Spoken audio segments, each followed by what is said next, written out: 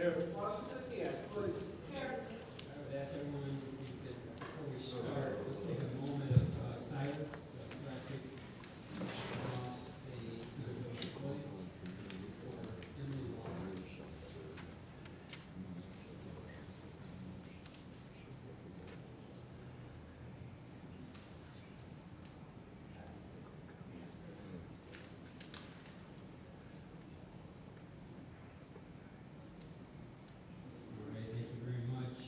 Real quick, kind of give some of the information.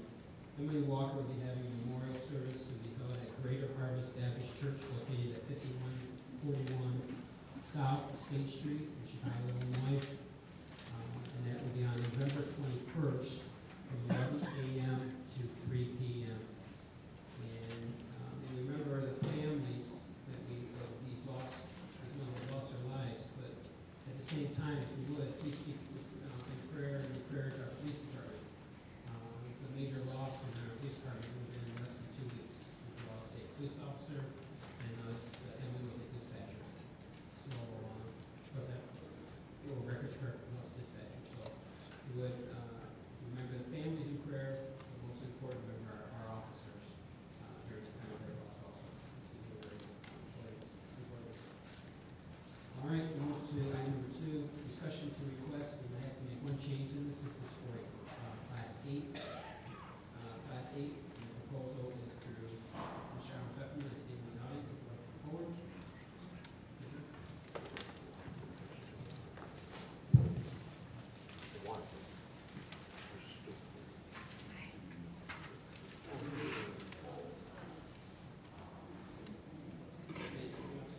If you would hold the mic a little bit closer to me, yelling at me back your head, so I'm really curious. So the audience can hear you. Now it's on.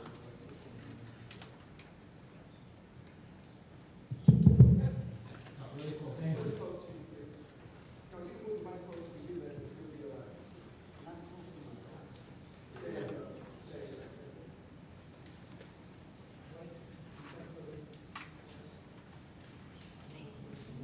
It ain't working. Not working? You just gotta go closer to it, I'm sorry.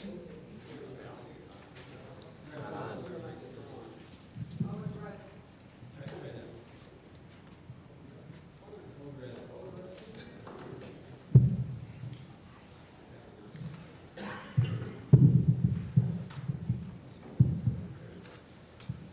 I'd like to respectfully request a resolution letter from the city for Class 8.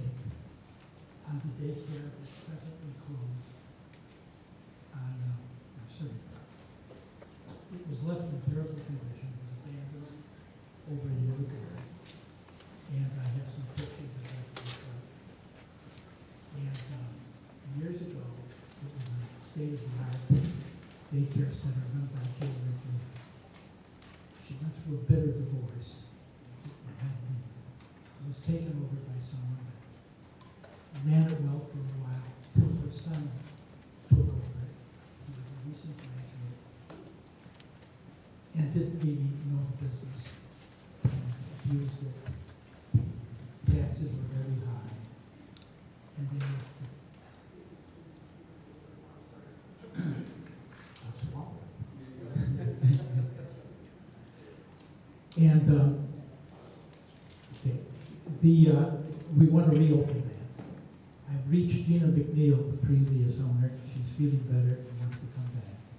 We've checked it out with the DCFS, and they've approved it with her. So it's ready to go. We intend to remodel the outside, do the parking lot, get it going like it once was. I mean, I was very proud of it at one time. I still own it. It's been a disaster during that year, but I'm looking forward to it coming back. And we need a tax consideration because the real estate taxes in this county are kind of high, as everyone knows. And they were trying to get $100,000 a year for that building taxes alone. Hard to handle. So if I can get that letter, I've already cleared it with the assessor's office. They're willing to cooperate if the city recommends. Any questions?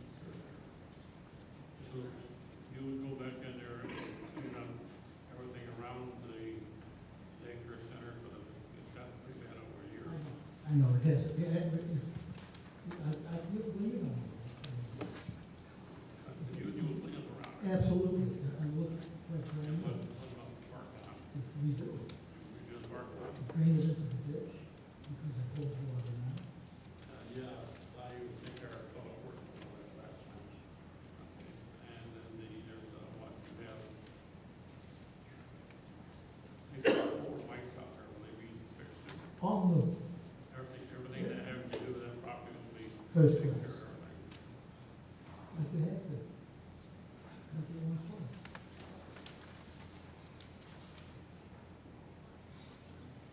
Any other questions? Trustee Green? Yes, Mr. Peppermint, who owns the old hometown Gabriel building right there? Just recently, it was in foreclosure, just recently.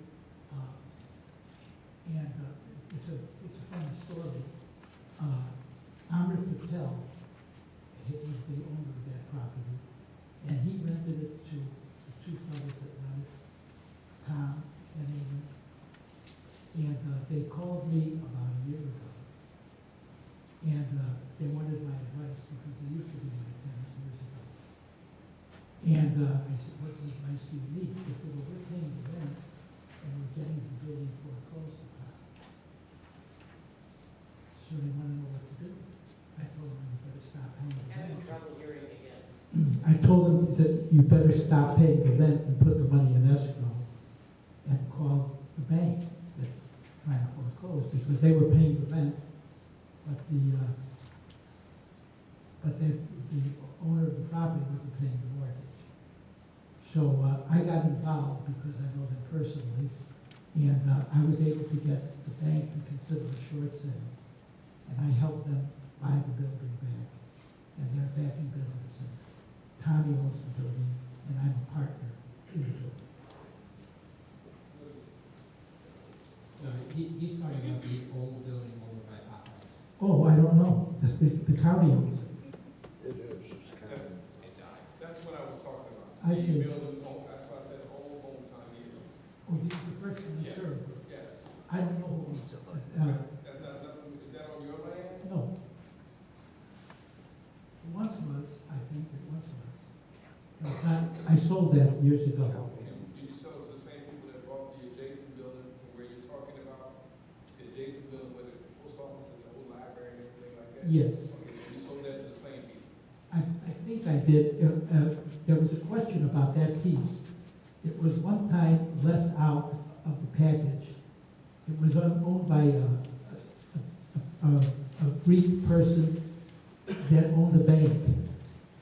I forgot his name. But we took care of it, and we maintained it, but I never knew if we really owned it or not. It was a question. There's 2 lots there. One that's right to the street, and then this one separately, but it was never properly deeded. And when I sold the property to the people that had the drugstore and the library, if that was in the package, it was included in that, but it wasn't clear. I know that's confusing. I'm just trying to find out, But, the but building, is that, you know? But I made an inquiry about that building several months ago, and I was in the county building, and it belongs, the taxes were never paid, and it belongs to the county now. Because I mean, I know you're saying, I know you're saying that you're gonna have a daycare that will be kind of, you know, you don't want that eyesore there, kids around, like, you know, we cleaned it up, we just cleaned it up, but it had cleaned up around that area, but that building, Terrible. if there's a way we can just level it. There's a way, I don't know who owns it. well, I tell you, if the city would like, I can get the paperwork for the city to get possession of it, and then I'll buy it from the city and put it in the bank. We've already started communication with Cook County to get purchase, or not really purchase it, but to get that It's on property the tax. under demolition, so the county would not demolish it first. So we've already started talks. The reason it got cleaned up around there is because we brought Cook County in, and Cook County SWAT came first step was getting it clean. Now, they're going through all the proper paperwork to see what we can do. The village acquiring that land through the demolition. So therefore, you already know that. So if you start paperwork for the village to acquire it, or the village to tear it down, or have the county tear it down. At Cook County tear down, the village wants it only if it's going to be torn down. So that has to be part of the demolition for the village to acquire it. I didn't know. Okay.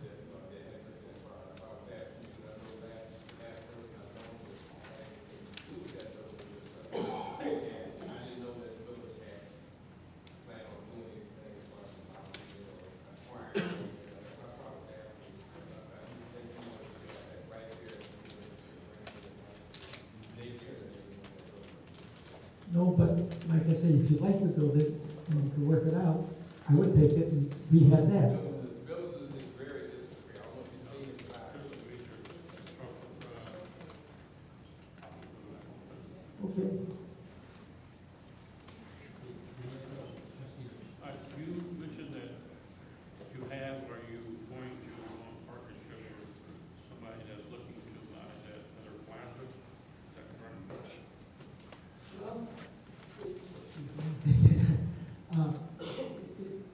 It's a long story. The person that I sold it to wound up going to jail. And he got out of jail just recently, and the bank took that over, a different bank took it over, and I was approached if I would like to buy it back.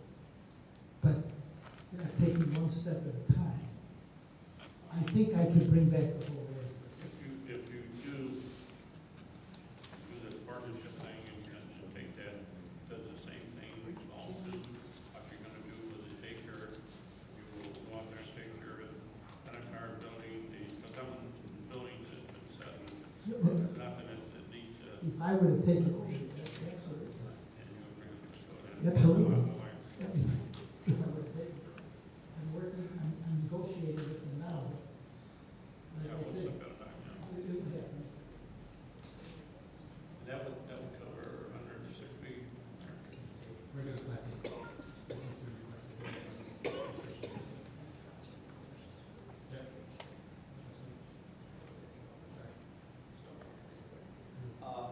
There's actually three things that I just want to get clarification on. One, daycare center, I know that you're talking about that.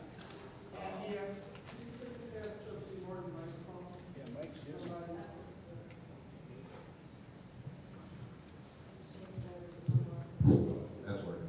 All right, there's three properties, and I just want to get clarification the class 8. Now, right now, the class 8 is just going to be for the daycare, it's not for that whole plot of land? Okay, it's just for that. Well, what I want to know is how far out that daycare goes, you know, because, I mean, there's lights throughout that whole plaza, but which one is actually his, what's going to actually be repaired, the other one is that where the post office is, just for clarification, is that in foreclosure as well? Is that property in foreclosure? There's some questions about that. And the one you were talking about turning over to the county is the old hometown Euros to have that demolished.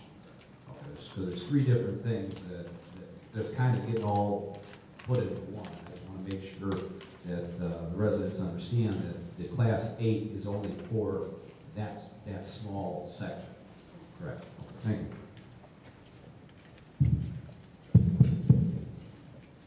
Any other questions? All right, everyone should have a resolution for this.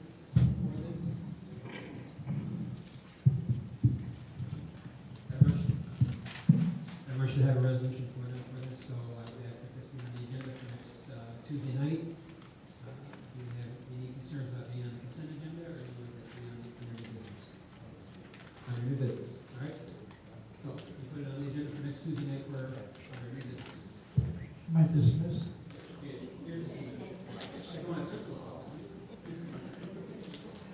All right, thank you very much.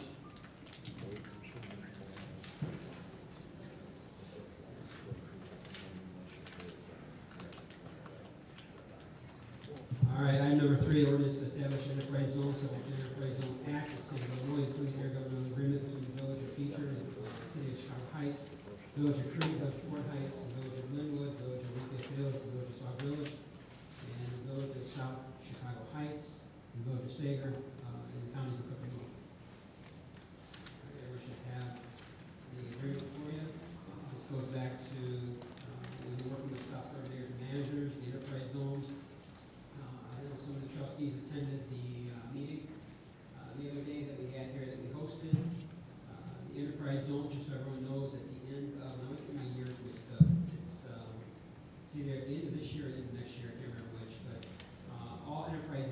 state of Illinois are going to be abolished.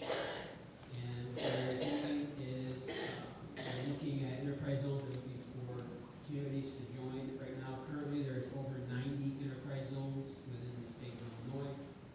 And what they're going to do is the first year, there's only going to be 45, and then after that, the second year, they're looking at bringing on additional 40 to 45, depending on what they have before them.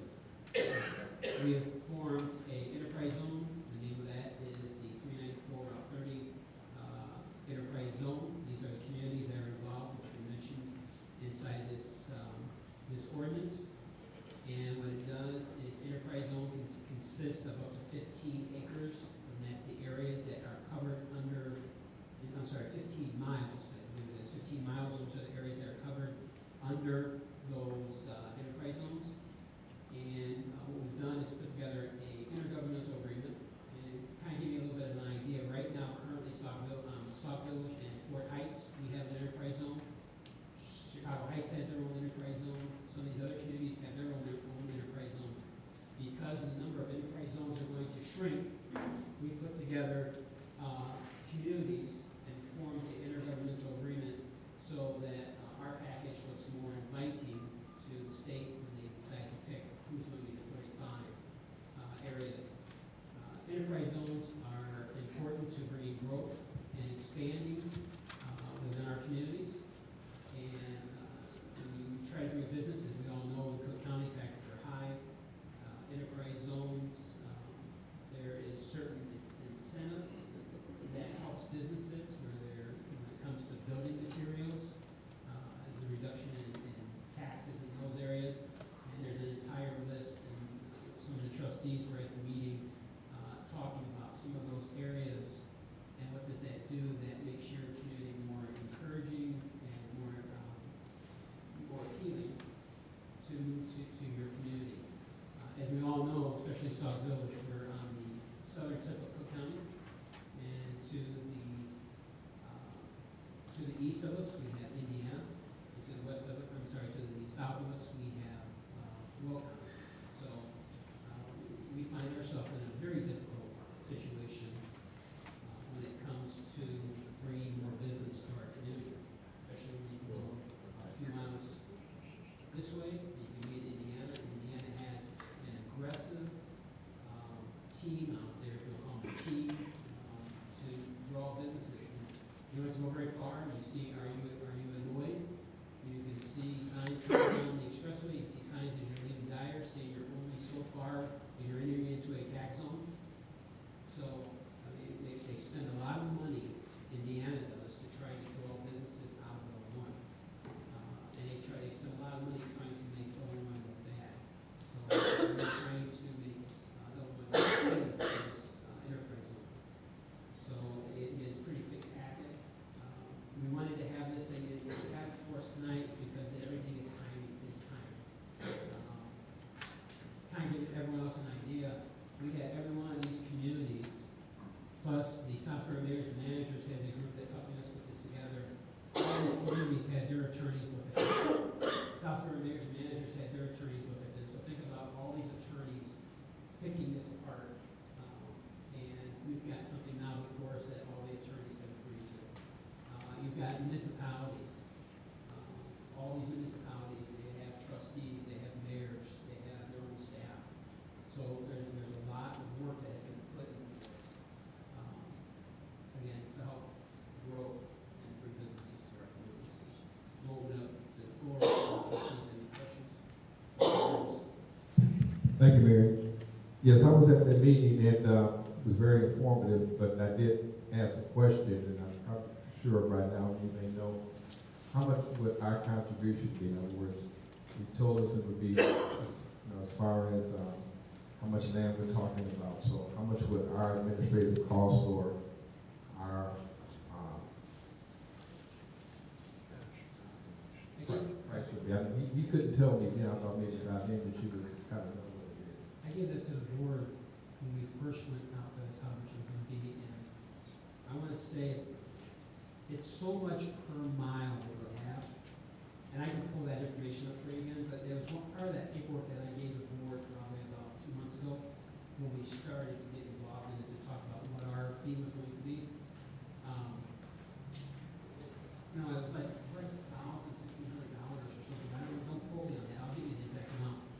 Because the village board approved the way to go forward with this. So we knew then how much it was. If you say we approved to go forward with it, then where do we vote it on? Because, okay, here it is right here. The zone administrator should follow a copy of enterprise zone fee schedule with the Department of Commerce and Economic Development by April 1st. The zone administrator may charge up to 0.5% of the cost of building materials of the project associated with enterprise zone, divided at a maximum fee of $50,000 per minute. That's for one thing I'm talking about. This is for when they actually come to build. I'm looking at the administrative cost that we pay every year, and I think it's based on how much we actually have in the enterprise zone. And It was by miles. right, and I'm thinking out like 5 miles, something like that. Okay, well, I didn't know the price. Do you know the price, trustee? No, I just remember hearing them talking about like $1,000, $2,000. I remember seeing that, and that was like 2 months ago. Okay, I didn't see. That's what I was Oh, asking. no, everybody got it back. Okay, you're saying that, you're saying I didn't see that. You didn't see it. No, I didn't. That's what I was asking. I had asked that at the meeting that was here, when you had the meeting here, and how much was it? He said, he told me then it was broken down per parcel, per municipality, and he couldn't give me an exact, I thought since Who did then, you ask? David, the guy who was running the meeting. And in fact, it was, I mean, we can pull that information, but it made the bush truck together also. When that packet was put together a few months ago, it had broke down by community how much of acreage that they were asking to be put to the enterprise zone, and how much they were going to have to pay for their administration fees. So we Now, what would that be due? Is that due after this is taking place, or is it due before we start, or is it due now? That's what that was my question. Is it due as soon as we sign this agreement, or this is just ordinance? We've already, you said we've already voted on the agreement to belong to the enterprise zone. So this is just an ordinance stating that, so that's just one. This is an intergovernmental agreement that every community, it shows, if you look, every community the Yes. president signs to show that we're all on board. Right. So this would be part of the packet that they provide along with the maps, the locations, the pins, all that information showing where the enterprise zones are. Right, I see, I saw that. I'm just wondering when the money would be due for that particular, administrative cost. That's what it was called, administrative cost. I'm just wondering when that money would be due. But again, remember, the administration cost, what you just got done reading, is when a new business Right. comes in. So that you're looking at municipalities to add or change their ordinances so that when they get their building fees or when they get their licenses and stuff like that, that administration fee is included in their license, so it's not no money out of the village. And because they're getting such a tax break on all their materials, on their building materials and other areas, it's still a very small portion to be added. Right, I understand that it's going to be added into there. I'm talking about as far as right now, what we as a village have to pay to the administration of this enterprise zone. I'm sure we pay so much, and that's not, has nothing to do with businesses coming. This is the administrative cost that we assess each and every one of the municipalities. And that's the price I was asking. Not about when you get a business when it comes in. I understand that. I can find out. Okay, that's all. Our current enterprise zone, John, as of when?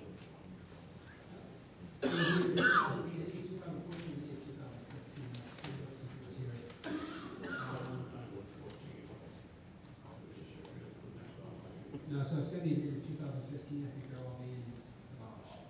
Right. And that's why everything, there's such a timeline on everything, so they can start It doesn't getting. be done through the schedule. Correct, they're eliminating all permits, airport zones.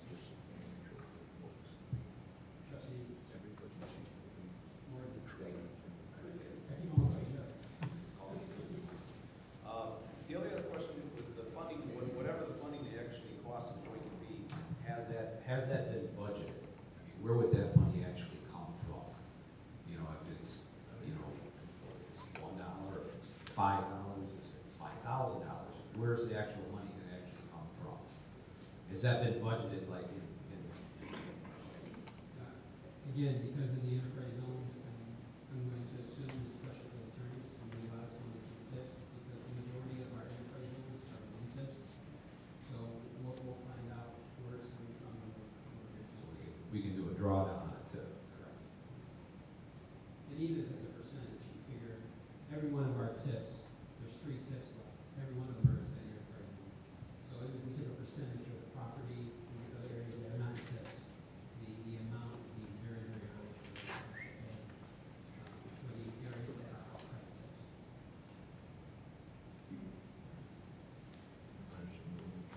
Any other questions?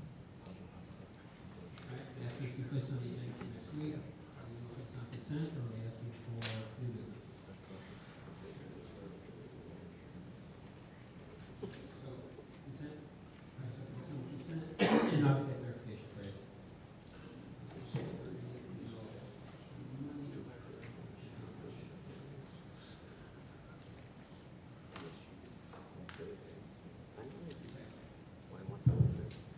All right, next one is an ordinance amending Division 2 impoundment of Article number 11, impoundment of vehicles for ordinance violation off Chapter 74, traffic of vehicles in the Village Code. Everyone knows state statute. There's been changes when it comes to home rule, non-home rule down in Springfield. There's also been changes on fee structures. So what we've done here is working with our attorneys, cleaned up the language that has to be cleaned up. As you go through the ordinance, you're going to see there's a lot of spelling out, telling you exactly what state statute we're going with, where it falls for the ordinance. So again, we want to make sure that we were following state statute, and again, it's just a lot of language cleanup and making sure that we're there. Just a couple things. One of the things is that we all know that Illinois passed a medical cannabis law and everything. Well, that definitely has to be changed in our whole ordinance. The old one says you have it in the vehicle, you're going to get towed charged. Now, with the new law, you have a prescription on you says it's medical. And the other one is the other one is also in our old one. It says that if you have a firearm ammunition in your automobile, as they reason to have it, you're charged with felony tow with the whole work. Well, as we know that the concealed weapons laws out there, and you have a license to carry a concealed weapon, you're going to have it in your firearm. Things like that. And then the other thing the attorneys did, we asked to make sure that you put in the Illinois compliance statute that it follows, and give us a short description of it, which they did. And there's several, not several, there's a few of them that, going by the old original toll ordinance, which was way back in 2011, we had to make an update and bring it into compliance with Illinois compliance statute, and this one here does that, and brings it back into compliance with Illinois statute. Anyone have any questions? Trustee Burgess? Yes, Yes. I'm looking at both of them. I'm gathering the one that says current ordinance is the old one, and the one that's not marked at all, which it does spell out. This is the proposal. Right. We had an amendment, trustee, back in 14, first part of the year, we got an amendment with 14001. Came in and it was changed, it was a chapter 74, and that's the one that you might have got a copy of it. And I know I asked for a copy of it out to everybody. And then the new revised one is the one you should have got in your package. The village clerk passed it out. Then the old one, if you want to have no problem with the old one, is I can get you a copy of the old one if you look at it. And that goes back to 2011. And you will definitely see that we need some changes to be in compliance. Okay, but my question, because this does for the money, basically. Excuse The fees. Are we going, will this, everything in here, will it go into the tow ordinance fund, or what about the drug seizure? Because some of this is drug seizure. Well, that was one of the questions I was going to ask tonight. I approached you earlier, and we both would like to ask that question. Mr. Mayor, under the original ordinance, it says that any money that is collected when a officer, especially our K-9 officer, pulls down a automobile and it has illegal drugs in it, that money would go back into the K-9 for the K-line fund line item. Is there a way that we can have that also, if the K-9 officer is involved in it, all that money that he's involved in going to the, that was originally, if I remember correctly, the board wanted that money to go back, that would take care of the dog and animals and everything, for food and so forth. It's currently supposed to be done that way, but we run into an issue where the police department has to inform what money goes for towing, what money goes for drug seizure. So, because they're the ones that know. I mean, usually what happens is you see money coming in for a tow, you're automatically going to put it towing fund. So, talking to the chief, they're supposed to be putting together a report.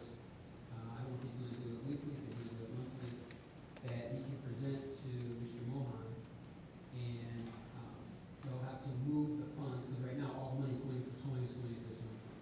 He has to provide a report saying, here's all the times that the drug seizure, the dog was used, so that those monies can be transferred into the drug seizure fund.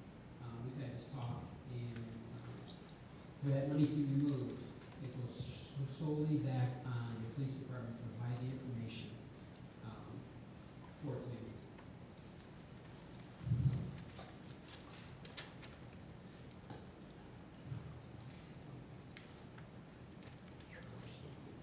Then everything here, Mr. Mayor, everything here, as far as this ordinance, all money collected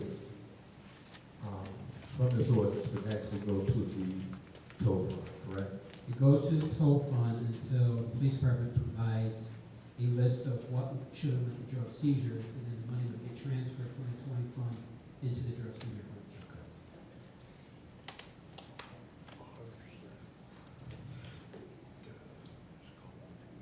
Any other questions? You said the police, the chief's gonna give you some time. Not to me, he has to give it to Mohan. You have a problem with trustee Virgin Arkansas all on that? No, I have a problem. All right. Okay, if there's no other questions, okay, put this on the consent agenda. All right. Move to the consent agenda. Go to the next discussion of current water rates. Trustee Burgess. Thank you, Mr. Mayor. As I stated before at the meeting, that our ordinance did state that the last, you told me to actually look at that, and it does state that the last $2 that we raised the money would be for the air strippers and to pay off that loan. Can you show us where that's at? Okay. I don't know which one you have. I have a copy, but it's the first page, fifth paragraph. Whereas the village water system requires treatment to remove vinyl chloride contamination, and therefore the village finds that it's necessary to raise water rates to $7.50 per thousand, effective 6 months from today's date, February 14, 2013, in order to cover necessary costs for the maintenance, operation, and treatment of the village water system. Correct. Okay. Now, where does it say anything about home?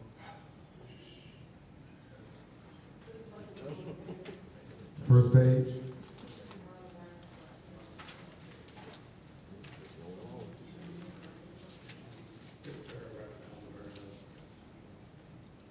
like at the beginning. Yeah, I was kind of confused because nowhere here does it say it's for the loan.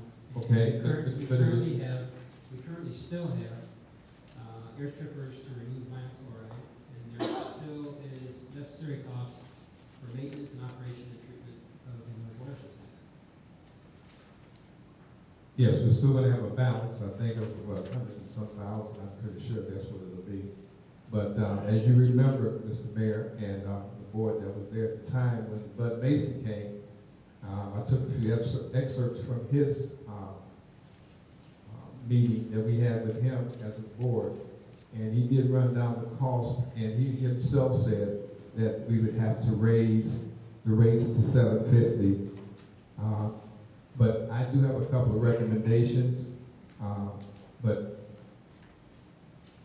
I don't know, well, I'll just read what I saw. The village board raised the rates an additional $2 or $7 per thousand to cover the installation of air strippers of wells 1, 2, and 3. Robinson Engineering completed the leak detector survey, and grants have been applied for to cover the cost of replacing the fire hydrant. This is the recommendation of Bud Mason, and is what we told the people it was for this purpose. Now, I'm pretty sure the board at that time, and you remember at that time that he did come and tell us that when we got to $5.50, that was just to cover day-to-day costs to break even.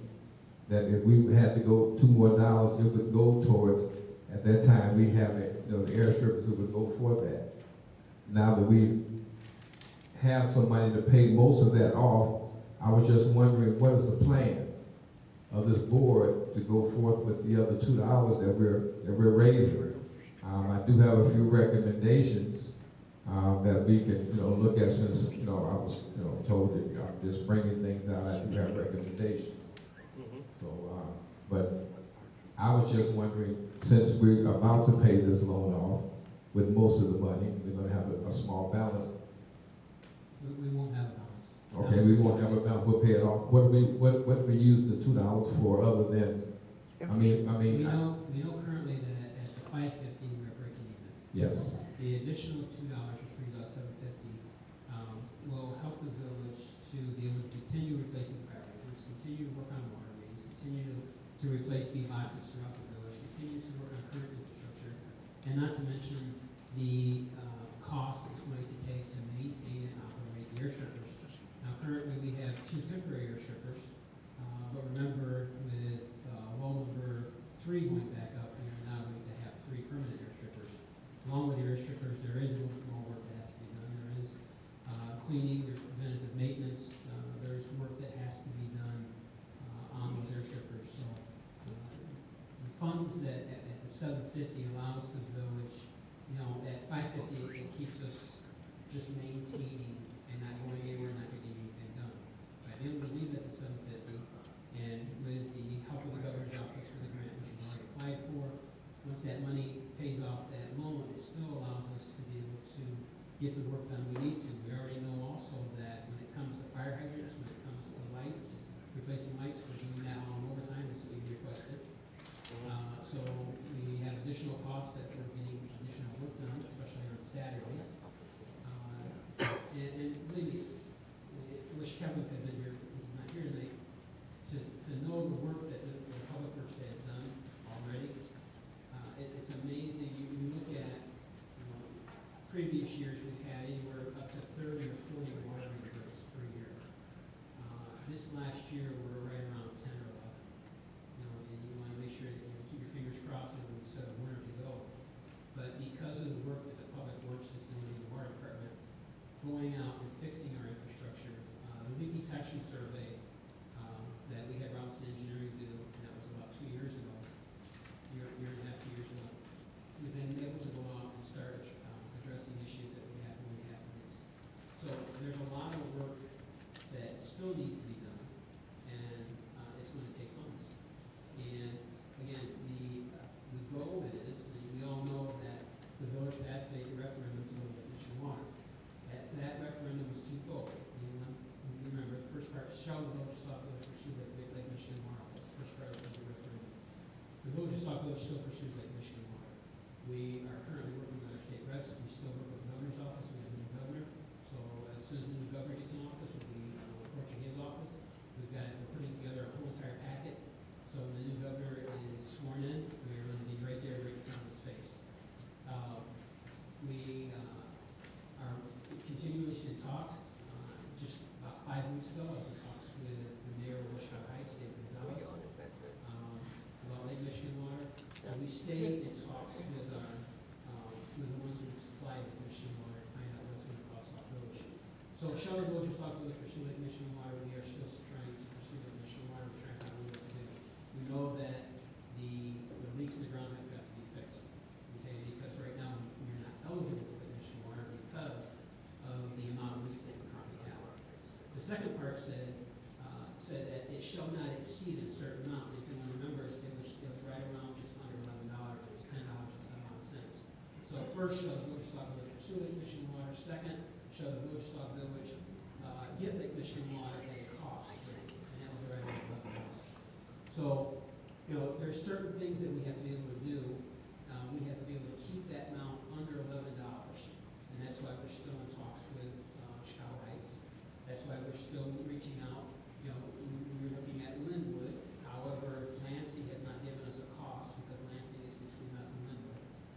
So every once in a while, I think probably about 2 or 3 times a year, we reach out to Lansing and say, hey, are you interested in providing Lake Michigan water to Sauk Village yet? Will you give us a cost? We already know the cost from Hammond, what it's going to cost. So there is things in the works, but what's most important to be able to get Lake Michigan water is to make sure we fix our current infrastructure. So the funds that we have extra, if you want to call it extra, because we're not at 550, so that we're staying stagnant.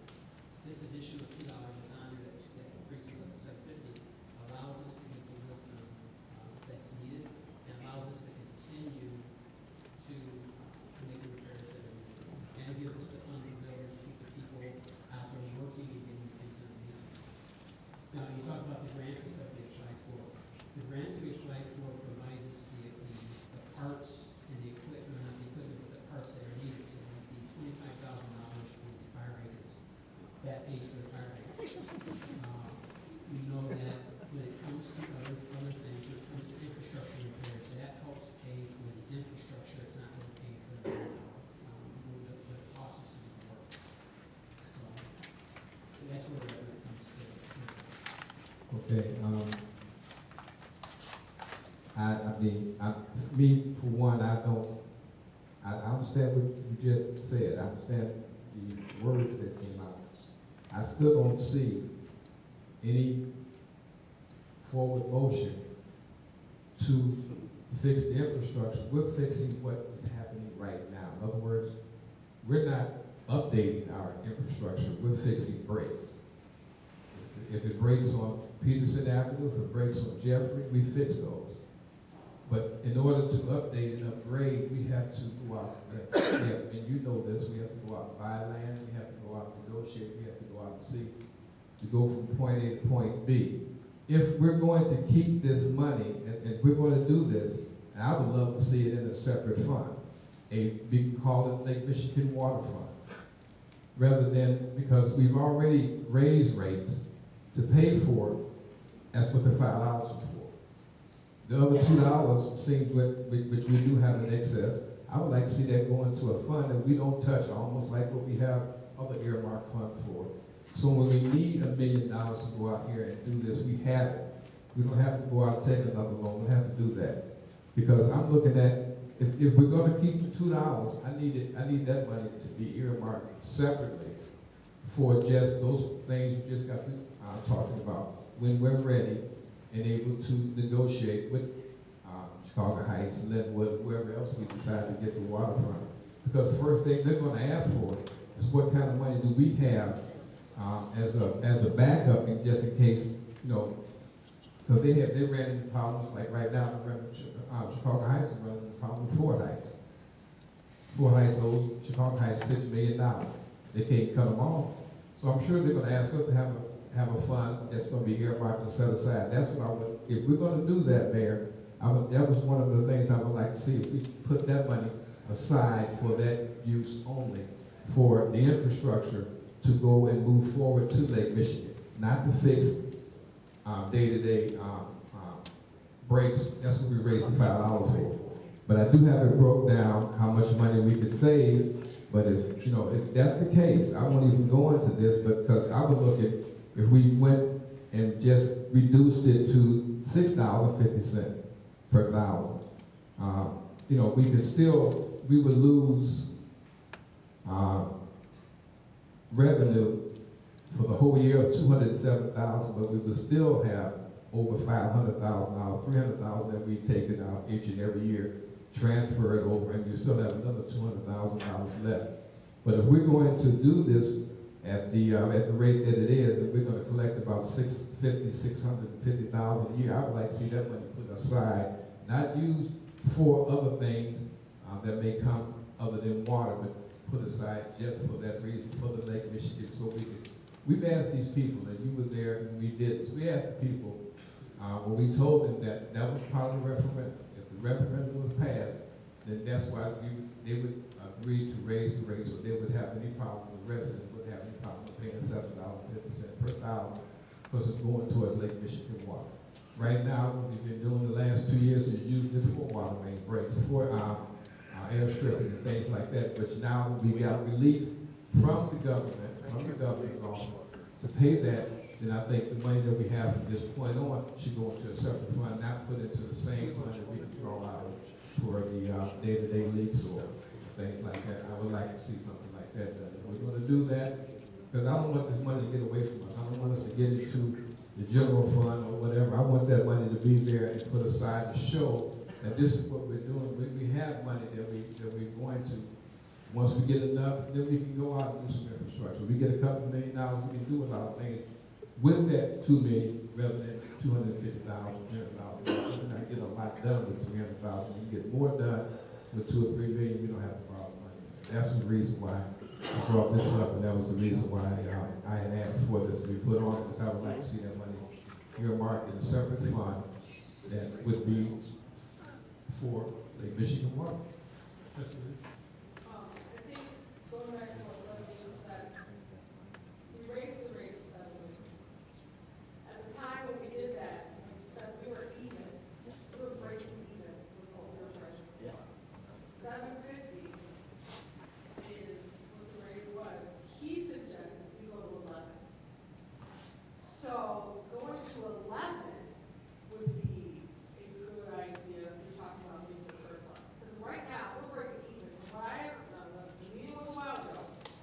From what I understand, is with the amount of water we use and the amount of the cost it took to provide water, employees, everything like that, the $5 amount was just breaking even. Going to 750, that's cash that's allowing us to get a little bit of a surplus. But think about how old our infrastructure is. We got a lot of water meters, major water meters, which is not uncommon for us because of how old our infrastructure is. The increase is what's helping us repair those right now. I don't know how we can reduce that amount or hold anything to the side, because even with the amount of water increase we've had, chances, there's a very high probability we will continue to have water main breaks. That's what's helping us, this extra is helping us. If we were to reduce this, I'm not sure where we'd get the money for the water main breaks and to repair them, number one. Number two, if the plan is to continue to hold up for the water, for the infrastructure, for the repairs, then I think what we've been discussing is a way to titrate up the water rates over the next 5 years or whatever, to make sure that we are able to get to that $11, which is what was suggested by the governor. That if we went up to the $11, we would be able to, and I don't remember the time frame that he presented, but if we went up to the $11, either titration or right away, how soon would we be able to collect the amount of money that we needed for the infrastructure repairs? Because like I said last week, I believe, it's not just as easy as just getting rid of Michigan water. We've still got areas that would be so severely affected if we did not do a complete overhaul. You've got to worry about boosters, you've got to worry about the infrastructure that's old and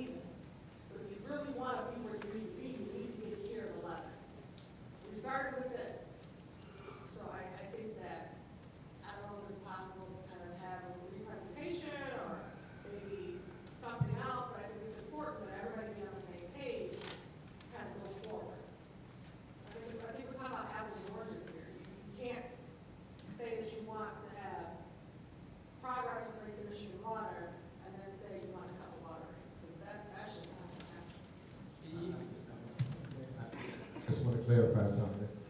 I said, after looking at this, I said that I would not have a problem with not cutting.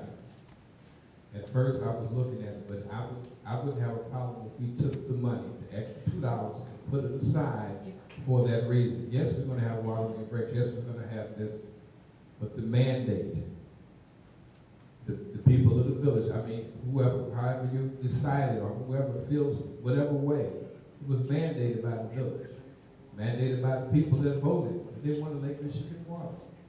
In that presentation, and when it was brought to them, they agreed to pay whatever it would take or would cost to bring Lake Michigan water in. All I'm asking, and I did rescind my recommendation, all I'm asking is that the money that we collect, the extra $2 we collect, we put it aside, and then once we get X amount, we start fixing the infrastructure to move forward with installing or getting Lake Michigan water. Trustee Williams, you're absolutely right, because that's one of my arguments. You're going to take the same pipes and run Lake Michigan water through it. But there's a way to take care of that too. I mean, there's a way that can be taken care of in the interim.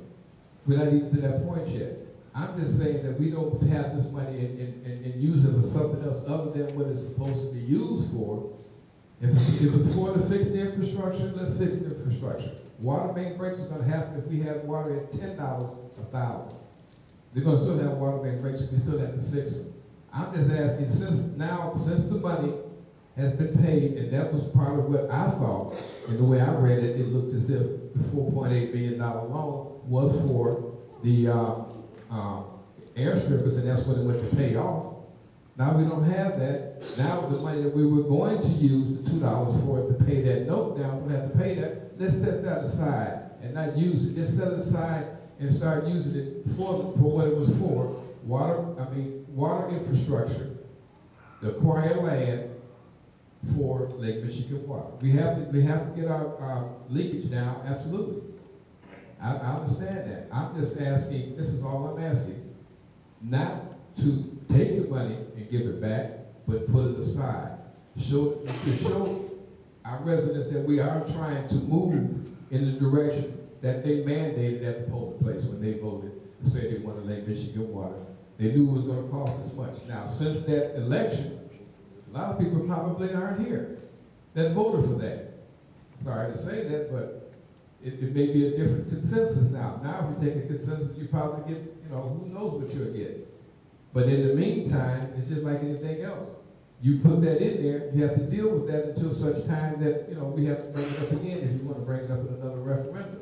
But right now, I would just like to see the money, instead of going into just the water fund, I would just like to see it earmarked for something separate, like we do other things that we earmark money for. That's all I'm asking. All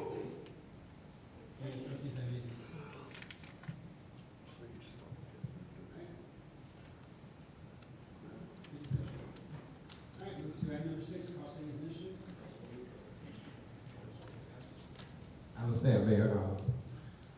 It was a discussion. I'm asking what the consensus is. Since we're right here, we're all here, the board members here. We heard what Trustee Williams said. What about the rest of the board members? Do they feel that we should put it aside, or should we keep it in the general budget? I mean, that's something we can. First of all, the board needs to realize that we have to fix our infrastructure. If we take the $2 away, we put it into a special fund, we're back to the stagnant, we're right where we're barely making it, the $550.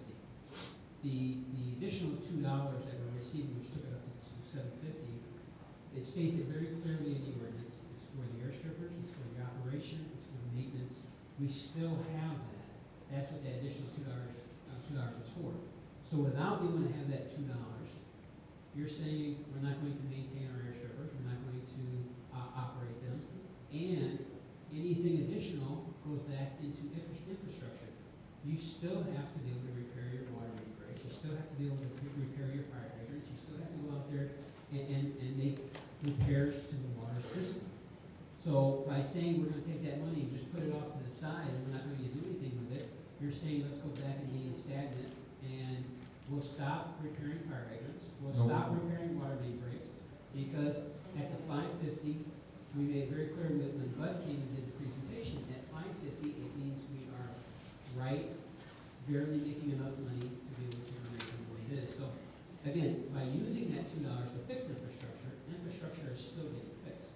getting repaired, and we are updating our system, which we have to do, so. No, but Mr. Mayor, you're saying that's wrong. The 550 enabled us to pay for, for the water main, enabled us to, now, as far as the fire hydrants, we never paid for the fire hydrants, we got to do that anyway. We were supposed to be And we getting, haven't had money to do it. we're supposed to, yes, we did, we were supposed to be getting a grant, we thought we had a grant at one time, and we didn't get it. But what I'm saying, all I'm saying is, I'm asking the rest of the board, if they don't, all I'm doing is asking the board what they would like to do with the $2. That was the reason I put this on the agenda, to bring the information out that we do know. And I'm not trying to stop infrastructure or stop fixing the water main breaks. If we didn't charge the $2, we still have to fix the water main breaks. If we charge $10 to fix the water main breaks, I'm looking to have money put into set aside so we can move forward if that's what we want to do with Lake Michigan Water. That's all that is. It's not to, don't tell someone that we're gonna, if we don't have the $2 that won't be able to fix the water main breaks or we won't be able to fix the fire hydrants. That's not true. We will still be able to fix the fire hydrants and the water main breaks. And as far as the air strippers, that's electricity. I mean, I'm sure the electricity bill is not that high because we paid for the air strippers. They're paid for now. And where they sit in the pants and also iron removal system and things like that. That's what was paid for out of that loan. But don't say that, all that money is going to take to run those air strippers. The air strippers run electricity. I mean, it's an electric bill. And they clean it out once a month. That's not a whole lot of money. I'm just asking that it's just a simple. I'm just asking that we put the money aside. You said it's not a whole lot of money. It's not $2. It's not $2,000 a thousand gallons. With our temporary air strippers, it's $12,000 per stripper. They had to come out and clean it. That That was with our temporary air strippers. Temporary air strip, we paid $12,000 because that's what they charged us, Mr. Mayor, for the lease of that. To clean out those air strippers is not $12,000. I think you need to go back and double check. Okay, well, I did that before and I came back. We're not gonna go back and forth with that. I just asked a simple question, Mr. Mayor. I didn't ask, I'm not trying to debate. I asked the consensus of the board, that's all I asked. Would they like to see the money put aside, that's all. I would like for our finance director to give us some figures. One, I'd like to see the overtime, rough overtime cost on our public works up to the present time. And that'd give us a base figure that we can work with. Two, I'd like to see move the $2, no, I'm sorry, let's say remove. If we went ahead and started paying everything out of the $5.50, what that would leave us, and Kitty. And three, what type of savings would that give us? We've been talking, nobody threw any figures out there. I don't have them. I don't know if Trustee Burgess has them. We need to look close at some figures before we start going anything. And I agree, and I think we just make sure that, read the ordinance, because the ordinance makes it very clear. The first raise was the village water rates are not sufficient enough to cover the expenses of the village current water system. Therefore, it finds it necessary to raise the rates to $5.50 per thousand. You go to the next whereas. It says the village water system requires treatment to remove vinyl chloride contamination, and therefore the village finds it necessary to raise the water rates to $7.50 per thousand. And it shows the effective date. And it says in order to cover necessary costs for the maintenance, operation, and treatment of the village water system. So, and there's other things too, just to say, yeah, we're going to go ahead and do something like this. Remember, we are still working with the Attorney General and the IEPA. So, we want to go back and say, now we're going to take the $2 that's supposed to be used for the water treatment plants, and we're going to put it aside. I think, we may have some questions to answer, and it could potentially put us back in litigation because they may come back and take us back to court. So, Why would they take us back to court for our money? I mean, that's what I'm saying. why would they? Before the village board even consider All we're doing is just, all we're doing, Mayor, is earmarking money. We're not taking, We're taking money that's already earmarked, trustee.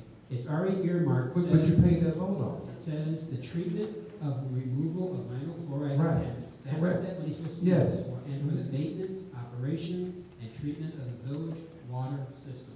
That's what those funds are supposed to be. That's what the loan was for, Mayor. No, No, no, the loan was to install the permanent air strippers and air removal systems. This is for the maintenance, operation, and treatment of the village water system.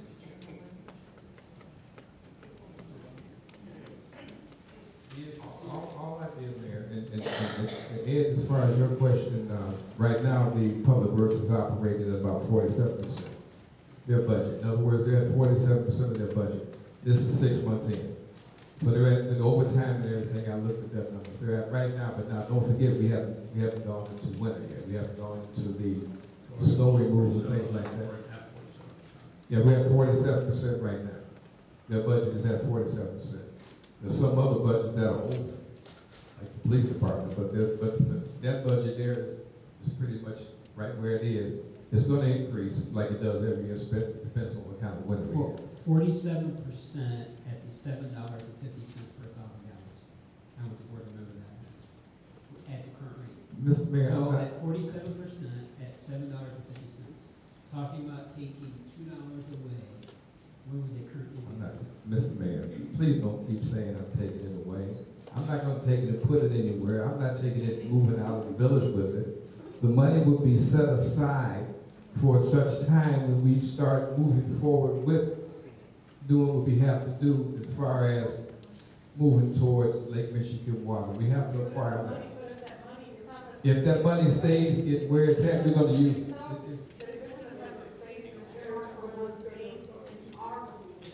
If all of it is here, and you want to take part of it and move it here, you are removing it, which means if it's here, it cannot be used for what this money is used for. If you use it, no, the concern, okay, my concern is when it comes time, we don't have the money to take care of what we have to take care of to get Lake Michigan water. All I'm asking, because if we're using that money now for other things, other than that, I'm asking, since we didn't, and you keep saying we didn't pay off, the loan wasn't for air strippers, yes it was. That's what we got the loan for, 4.8 million. That's what I understood it to be, that we got that loan, that money for the air strippers. Now, since we paid that loan off, and we saved X amount, let's save X amount. Let's put it to the side. I don't think that we can even have this conversation without a 6-month look. We just got the grant money. I have a 6 month look. No, you can't have a 6-month look yet, because you don't know. If we just got the grant money, We haven't paid yet. so 2 weeks from now, if we just got the grant money, and we just paid the grant off, we need to look 6 months what the difference is. If in 6 months, we find that there's this miraculous surplus, and this $2 just really doesn't, we're not using it, and we've got all this abundance, then yes, we come back to the table. But as of right now, we're utilizing every cent of that money. Yes, we are. So I don't understand how, to me, the price of the air strippers isn't even really a factor, because it's still, until we get that money paid off, it's not gone. We still have that cost. So until that cost is removed, I think we need to look at the budget 6 months after that and see how we're working within the money. Your facts and figures, as valid as they may be, how do they work after the loan has been paid off? Then we come back and look, because honestly, you're saying you're not removing it, but you're still not keeping it where the rest of the money is. So I don't know how everything that we've done, all the problems we have with the water rates and everything else overtime and everything else, how one would think it would be feasible to remove that money. But I don't know. That's why I'm saying I don't think we're at the point to discuss this right now. Let's go back real quick. Let's go back real quick and look at the loan, okay? The loan we got from the IEPA, the village hasn't paid one dime for that loan yet. That loan allowed the village to go out and order the permanent air strippers, the air removal systems. The village, once the work started, had approximately 1 year to finish the work. I think we've extended a little bit because of some of the changes that the IEPA has asked for. So the loan payment for, or the payment for that loan does not start until after all the work is completed. So, we're not looking, again, we've got the grant coming from the governor's office to pay off that loan so that the village and its residents are not out one dime for that. All along, we're still at 47% on a budget that was based off of $7.50 per thousand. We have employees out there, they're working just about every weekend, and they're working to replace fire hydrants, they're working on street lights, they're working on streets, they're working on water main breaks. So, again, the ordinance makes it very clear that 550 brings us up to just making it. The 750 allows us to be able to get additional work done. I think that if we had our infrastructure all completely repaired and we didn't have to work the weekends, we didn't have to go out and put in new fire hydrants, if we didn't have to fix, make repairs to our infrastructure, I think what you're bringing to the table is something good. That if we say, you know what, we've got an excess amount of funds, now let's take some of this excess amount of funds and put it over here to go toward Lake Michigan Water. The problem is there is no excess amount of funds currently. Trustee brought up some good points about what Bud said when it came to Lake Michigan Water. The residents were informed that, to get to Lake Michigan Water, we're looking at going up to anywhere between $11 and $15 per 1,000 gallons. We're only at the 750. So, I think what you're bringing up is something good to think about, consider. But however, right now, we're still fixing infrastructure, we're still fixing what needs to be repaired, and that's what that money's supposed to be used for. It's for maintaining our air strippers, to make sure that vinyl chloride is not in our waters, and it makes it very clear that our current water system, that's what we're supposed to be using that money for, to get that repaired. Mr. Mayor, I'm going to say this, and I'm going to be further. Because we don't need to do this back. Took us about 30 minutes. The reason why I brought this up, the reason why I asked about this, I've been asked about it and finally got on to bring it in, is because we have the plan. I mean, I don't want to wait until such time that we don't have anything. I didn't ask us to do this tomorrow. I didn't ask to have this done at the next board meeting to vote on it. I brought it up so we can have consideration. We can go out as board members and do our own homework to look at. These are some of the things I brought up that we could look for in the future. Things that you just got to say, I said that before, that the reason why the money is not in there for the airstrip is because it's not in the budget, because we haven't used it all. We're not through spending the loan money. And once it's just like a student loan. Once you graduate or once you finish with that money, then the money comes due. And they'll let us know what the payments are each and every month. All I'm asking is, before we get to that point, that we have something in the works, a plan in the works, plan A, B, C, D, or whatever, in the works to move forward when we do have that money. Once we get that money and we pay that off, what do we do now? Yes, we can sit up here all day long and plan for every little thing to use that money for. Yes, we can. Our infrastructure is just that old. We can plan for that. We can sit up and nitpick on. I'm looking at something concrete and say, okay, let's put our hands together as a board and move and say, okay, if we don't have to take it all and put it aside, but we need to put something aside because we're not going to pay the loan payment. That's number one. You just got to say it, and that's the truth. Once the money has been spent and we finish with the loan, if it hasn't come, the money hasn't came from the government yet, from the governor's office, then we have to pay that payment. But my thing is, if we do, what plan do we have to show the public that, okay, when they come and ask, what are you guys doing as far as Lake Michigan water? We could explain to them that we have to have X amount of money to start planning and start fixing the infrastructure so we can acquire land, so we can fix the pipes, fix the leaks. Yes, it was $12,000 for the leak detection. We got that taken. Those things, yes, I understand it. I'm just asking at this point in time, Mayor and Board, that we discuss a plan.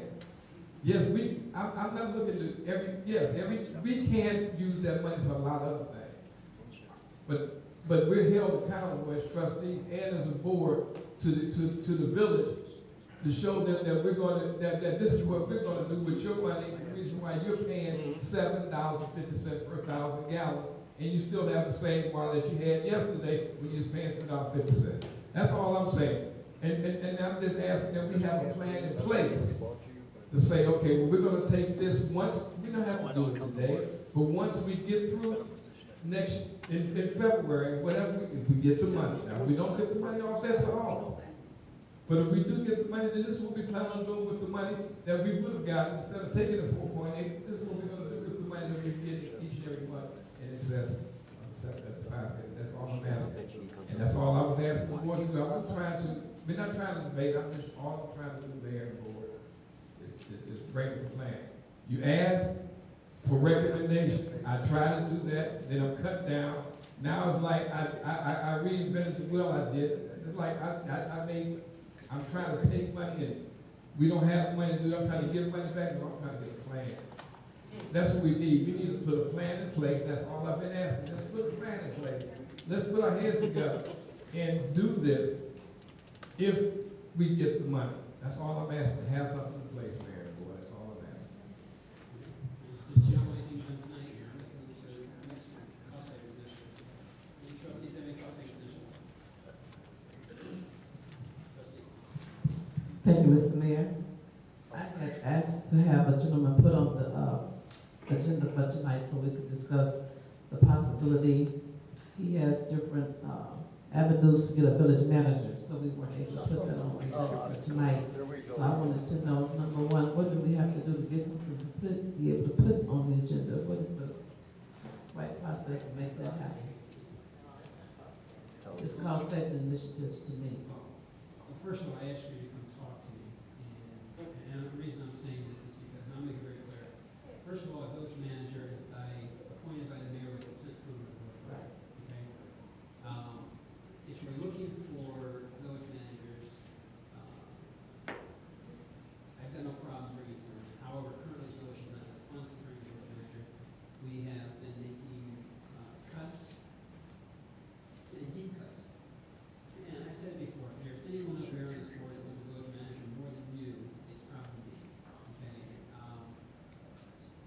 But in reality, we don't have a for a village manager.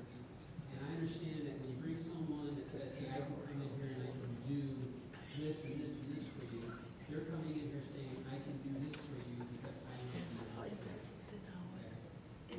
know. Number one, we don't have enough. Okay. Number two, I think we need to make sure that we're very clear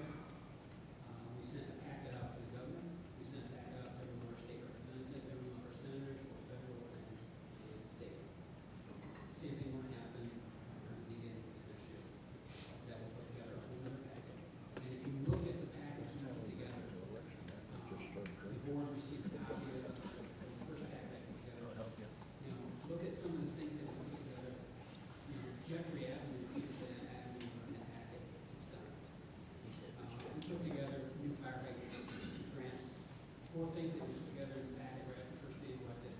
The governor went off and put it through $25,000 for fire hydrants, $75,000 for additional infrastructure, $135,000 for parks. So there's four things there that we put together. We talked about the air strippers, permanent air strippers. We talked about the water issues. That was all put together in packets together. We saw it go through for $4 million to pay off that because we went to the governor's office and said, this is what it costs the residents of Sauk about $260,000 to pay off this. Too much of that bottled water. Governor came back and gave us just here back in October. So, but with all these things, there's so much kind of things. You know, the grant, the government should issue a check. The grant has to be spelled out. So the application filled out, so look at the EPA, look at the governor's office, make sure it's spelled out correctly, so that it can be executed. We work with our lobbyists and said, hey, we got the application filled out, it's already in the governor's office, so he can be lobbying for that, saying, hey, where you at with $4 million?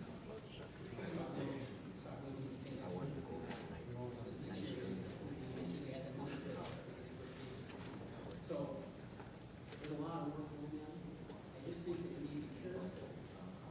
Go back to our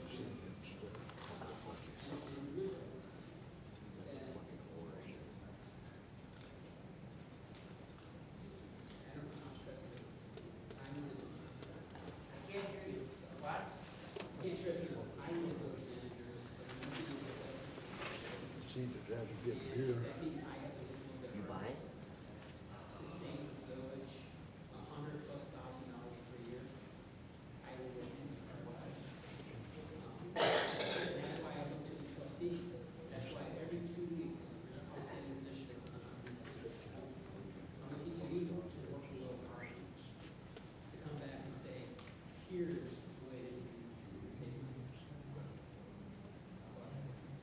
Okay, well, I want to say this, with all due respect, I disagree. First of all, I've asked for village manager for the last 4 months. Second of all, we have met. We met the people that I brought out here to talk to you about getting a village manager. They let you know not only do they know how to get a village manager, but they told us the things that we needed to get one, which most of the stuff we already have in place. We have the information that they need to fill out the grants. Third of all, if we never are able to bring anybody to the committee of the whole to talk about it, whether they're the person that want to be it or not, people come here and talk about lights. They want us to go with their light company. People come here and talk about all kinds of things at the committee of the whole. They hope that we use their service. Later they came here talking about putting announcements on the water bill. She wants us to use her service to do that with. So it seems like that's what people do that come to the committee of the whole meeting and talk about the services they have. They're hoping that you use them. However, if you never allow anybody to come to give presentations, how do you know what they can do, what they cannot do?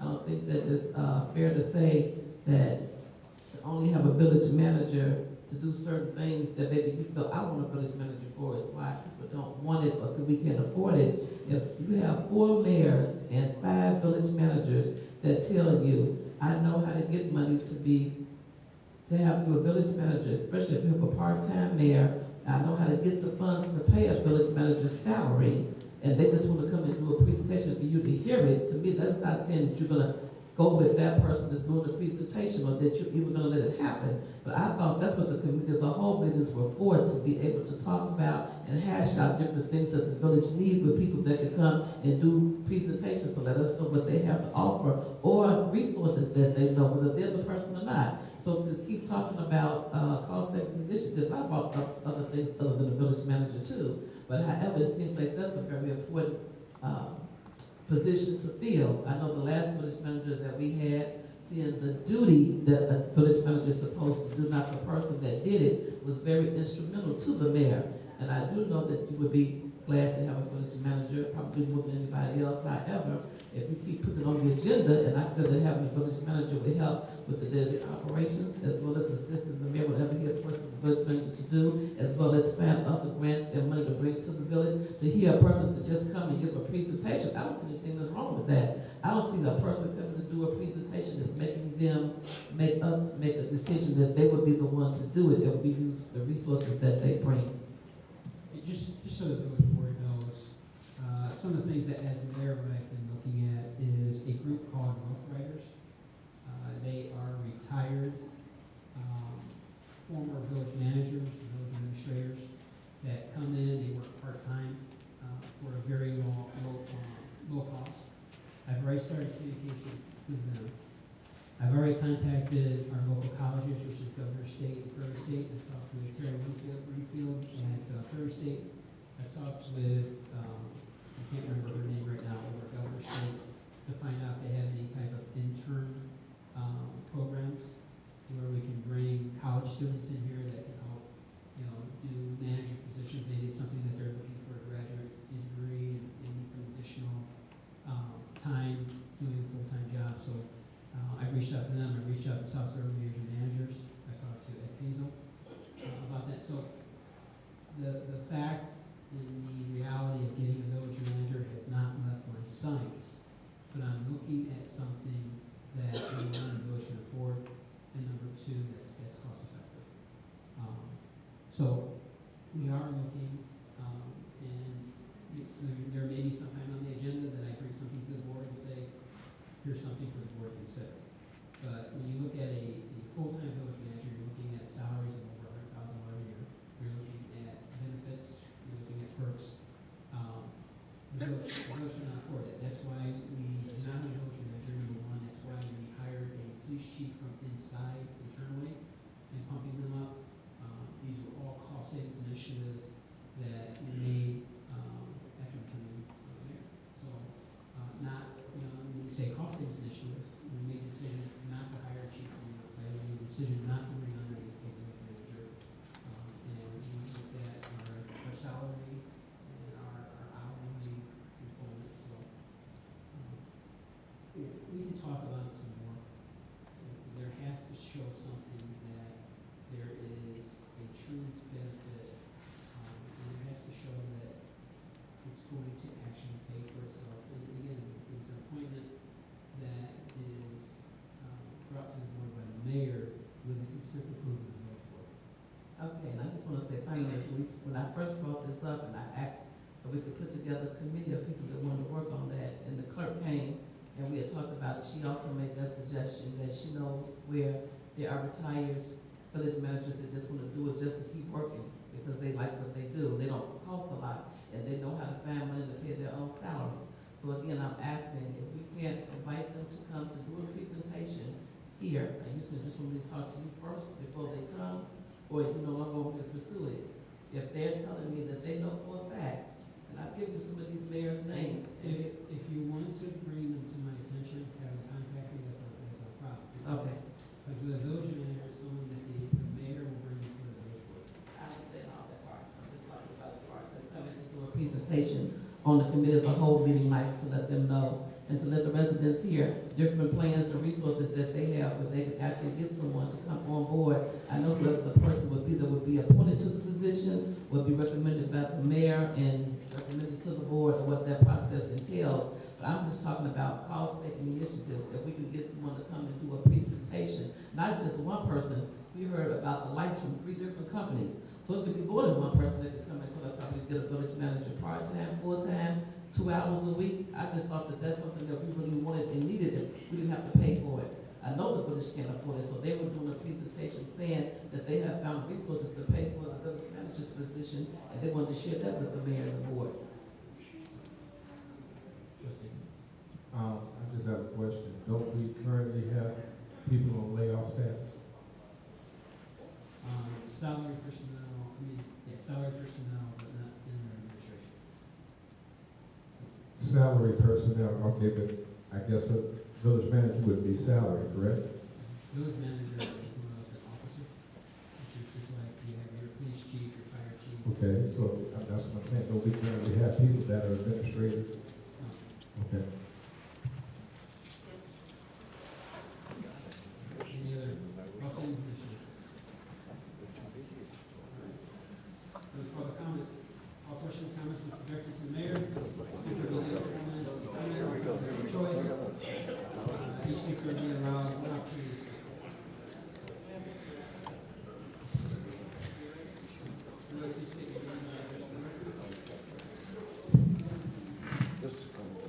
Larry Stewart, Sauk Village.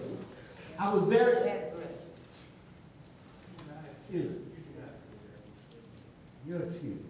But as I was saying, this was a good discussion. I was very impressed with it. I love the way we're moving forward. Where, I don't know.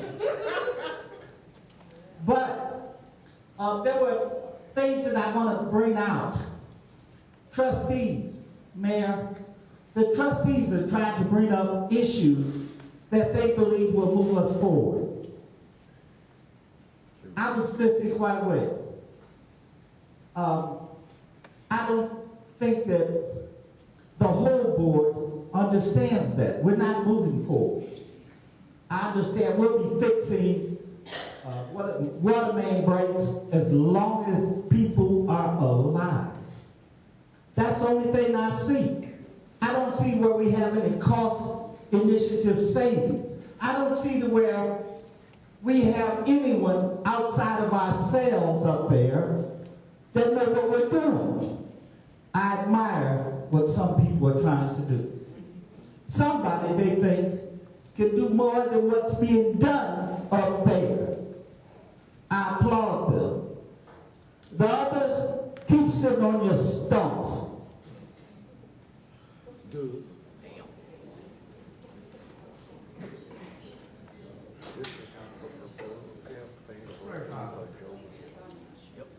I would like to say that Burgess had a good point, but I think that he's asking for a little bit too much of the overlap to go to an earmark. Maybe 50% or whatever not. If his figure is correct. I say to Linda, you gotta wait till he get reelected to get a village manager. Get one right now. People will remember what he did to make sure it's hard. So that way till he get elected. Maybe it's kind of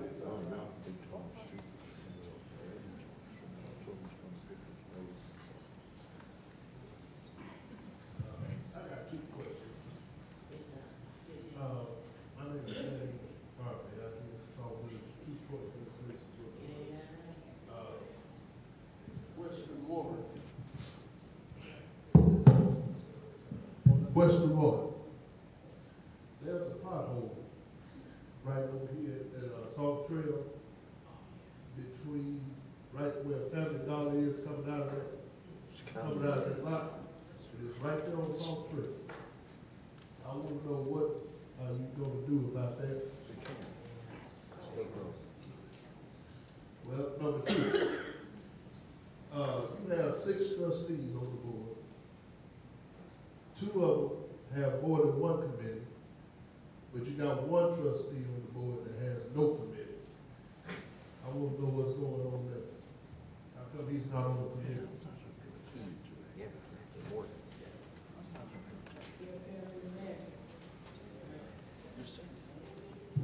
All right, first one, State Road. I've heard the audience already talk about, that's not a village street, so what we'll do is, I know that we contact the state all the time about the roads, we contact the county about potholes. We'll shoot out another message out to them about Sauk Trail. I know exactly what you're talking about. I hit it last night. We do have one trustee on that committee, where it talks, trustee and I, and looking for a committee that's something that will benefit the village of Sauk Village. He's working on some ideas, and he'll be coming for the board, I'm not gonna say when, but he brings some ideas to me. I may be a little bit too picky. I go back with him, he comes back, we've met, 4 times now? So we've gone back and forth, and we'll make sure that when he presents it to the board, that the board will have a clear understanding exactly what he needs to have. And it's something that the trustee wants to be able to do. But again, maybe it's more my fault because I make it a little too picky. But I want to make sure that when he presents it to the board, it's clear. I have no questions.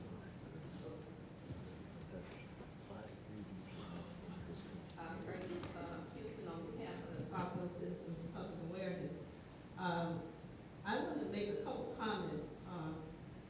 According to Illinois EPA, the groundwater beneath well 3 is not fit for human consumption. However, you got an item 6 cost saving initiative, and by your own words, you said we pay $12,000 a month for air stripping. Can you tell me how that's a cost initiative? How long do you expect residents of this town to keep paying for 350-year-old well when the infrastructure is not bad? When are we going to start fixing the infrastructure? There's a leak survey that has been completed by Robinson Engineering. Why is it no, we know what the leaks are, why aren't they being fixed? And if they're being fixed, where, when, how, and how long is it going to take? Because you know, for Illinois Department of Natural Resources, you have to reduce the leak usage. So I'd like to know when is all this stuff going to be done. That's, second comment is that why do you expect the residents of this town to pay twice as much for contaminated, excuse me,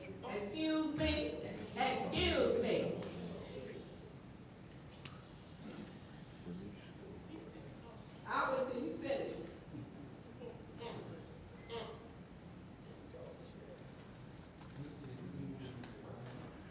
Apparently not, because we got Lake Michigan water. So, my next question is, how long do you expect the residents of this town to pay twice as much to treat contaminated water? How long do you think putting a Band-Aid on 350-year-old wells is going to be cost effective to anybody in this village?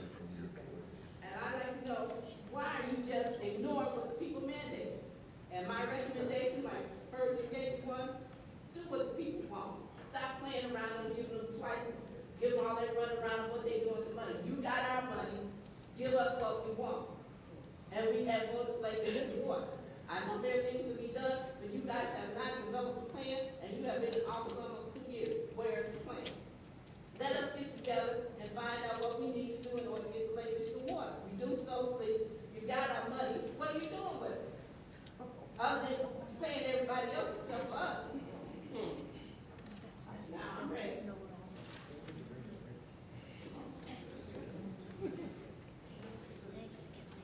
I'm done. All right, I know residents keep on saying, show me what's being done. Yes, the trustee gets some stuff here. One thing it's very difficult to show is work that's being done underground. It's very difficult to show you work that's being done at our wells. You talk about when we're going to start working on our infrastructure. When we start working on our infrastructure, you talk about when we're going to start working on our wells. Well number 3 is complete. Well number 3, the permits have all been applied to the IEPA. They've gone through all the testing. Well number 3 is going to be running again with the permission and approval of the IEPA. Everyone wants to talk about contaminated water. If I don't care where you're drinking water from, if you're drinking water from Lake Michigan, it's contaminated. No one's going to go out to Lake Michigan and grab a glass of water and shut it down. So the water is being treated, and the water that you're getting to your house is contaminant free. That's what Sauk Village is providing. Sauk Village is working with the IEPA and the Attorney General, and we're making sure that we're providing safe drinking water. And once well number 3 is up and running, we've met all the requirements of the IEPA. Now, people ask, well, what's being done? We can look at things like this right here. All new wells. We want to know what we've done to our wells, all new iron removal systems, all new permanent air strippers. We're talking about all new pipes and things like that. So this is currently well number 3. This is work that has been done at well number 3. You have a brand new well sitting at well number 3. You've got work being done at wells number 1 and 2. So, everyone wants to say, show me. Some of this stuff is difficult to show people. And again, these are actual pictures of work that has been done and that is currently being done. Again, when you talk about your infrastructure, that is something that people don't see unless you see someone out there digging, but you still don't see the work that's being done underground. So work is getting done. Work is happening. People talk about moving forward. We just spent $18,000, I can't remember what the number is, but we just spent money on buying new fire hydrants to come in, so we start reporting fire hydrants again. We approved overtime on Saturdays to fix fire hydrants, to fix street lights. Residents were saying, I got street lights out from my house that's been out for over 2 or 3 years. Those street lights are repaired now. You know, so we're out there working, people wanna know what we're doing on infrastructure, work is getting done, and I'll talk to Kevin and start taking more pictures, because again, infrastructure, things that are underneath the ground, is not something that people see. It's not something that you notice when you drive by. So work is getting done. You asked a question about, the new air strippers. I just showed you the new strippers. Talk about what the people mandated.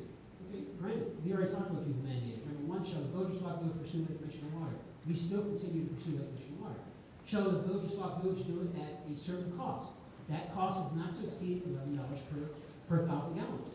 We know currently to get Lake Michigan water in here, with everything that has been figured in, to do all the repairs, we're looking at close to $20 million to be able to get Lake Michigan water here. $20 million, if you figure it out, brings your water rates up to anywhere between $11 to $15 per 1,000 gallons. That puts us over the amount that the village residents approves. So, you know, what are we doing now? We're fixing our infrastructure so that things are repaired that cost less. We're trying to reduce that $20,000 down as we repair our infrastructure, as we make repairs to our systems. That's less things that have to be repaired. That's less things that we have to go off and get additional funds to be able to get the Michigan water here. Things are happening.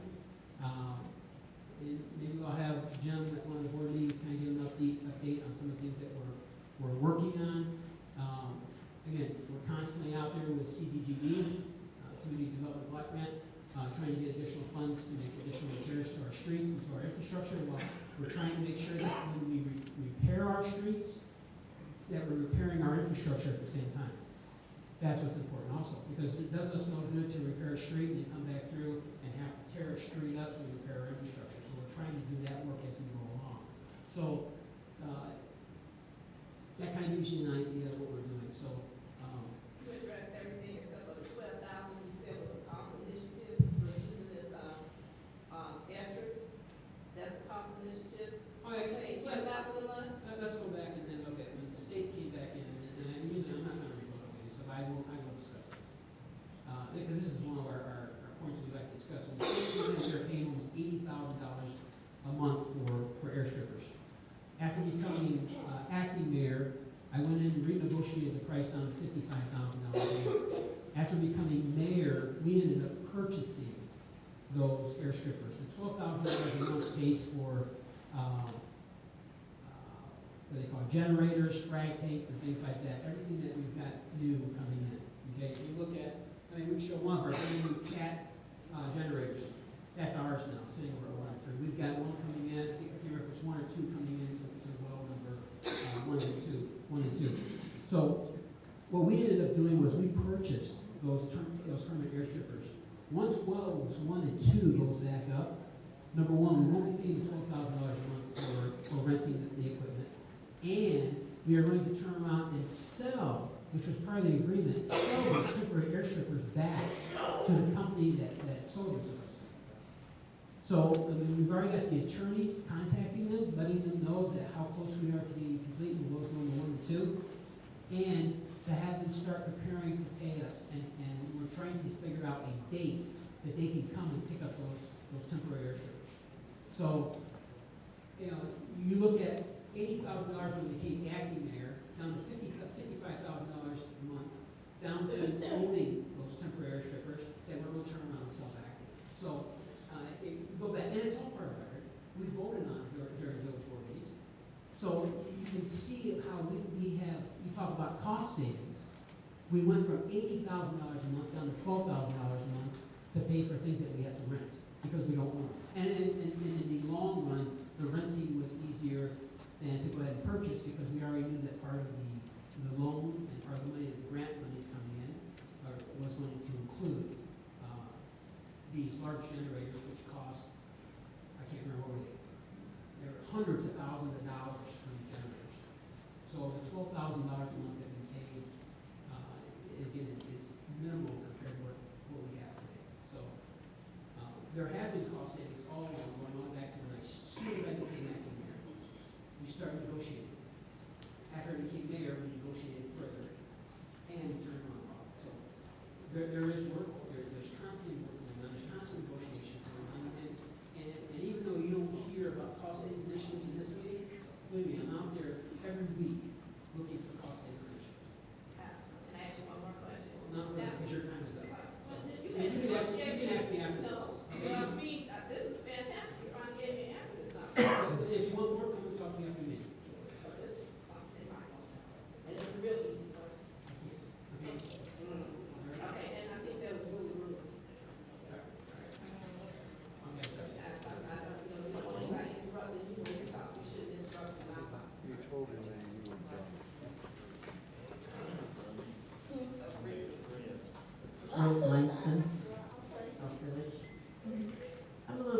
confused. We keep talking about the water rates. Am I understanding that our 550, we were just breaking even? And the $2 increase was supposed to cover any other costs that we have. I did not realize that it went for Lake Michigan water. My understanding that if we wanted Lake Michigan water, it would go 11 per thousand or up. And yet I'm hearing them saying, save the money for Lake Michigan water. Isn't that, we haven't even started billing for Lake Michigan water. Isn't that true? And I don't know. I can't see putting money aside because you've still got payroll and union negotiation that might want increase during that time. Isn't that part of the money from the water department? Isn't that the salary? No. No. That was my understanding of it. That's it.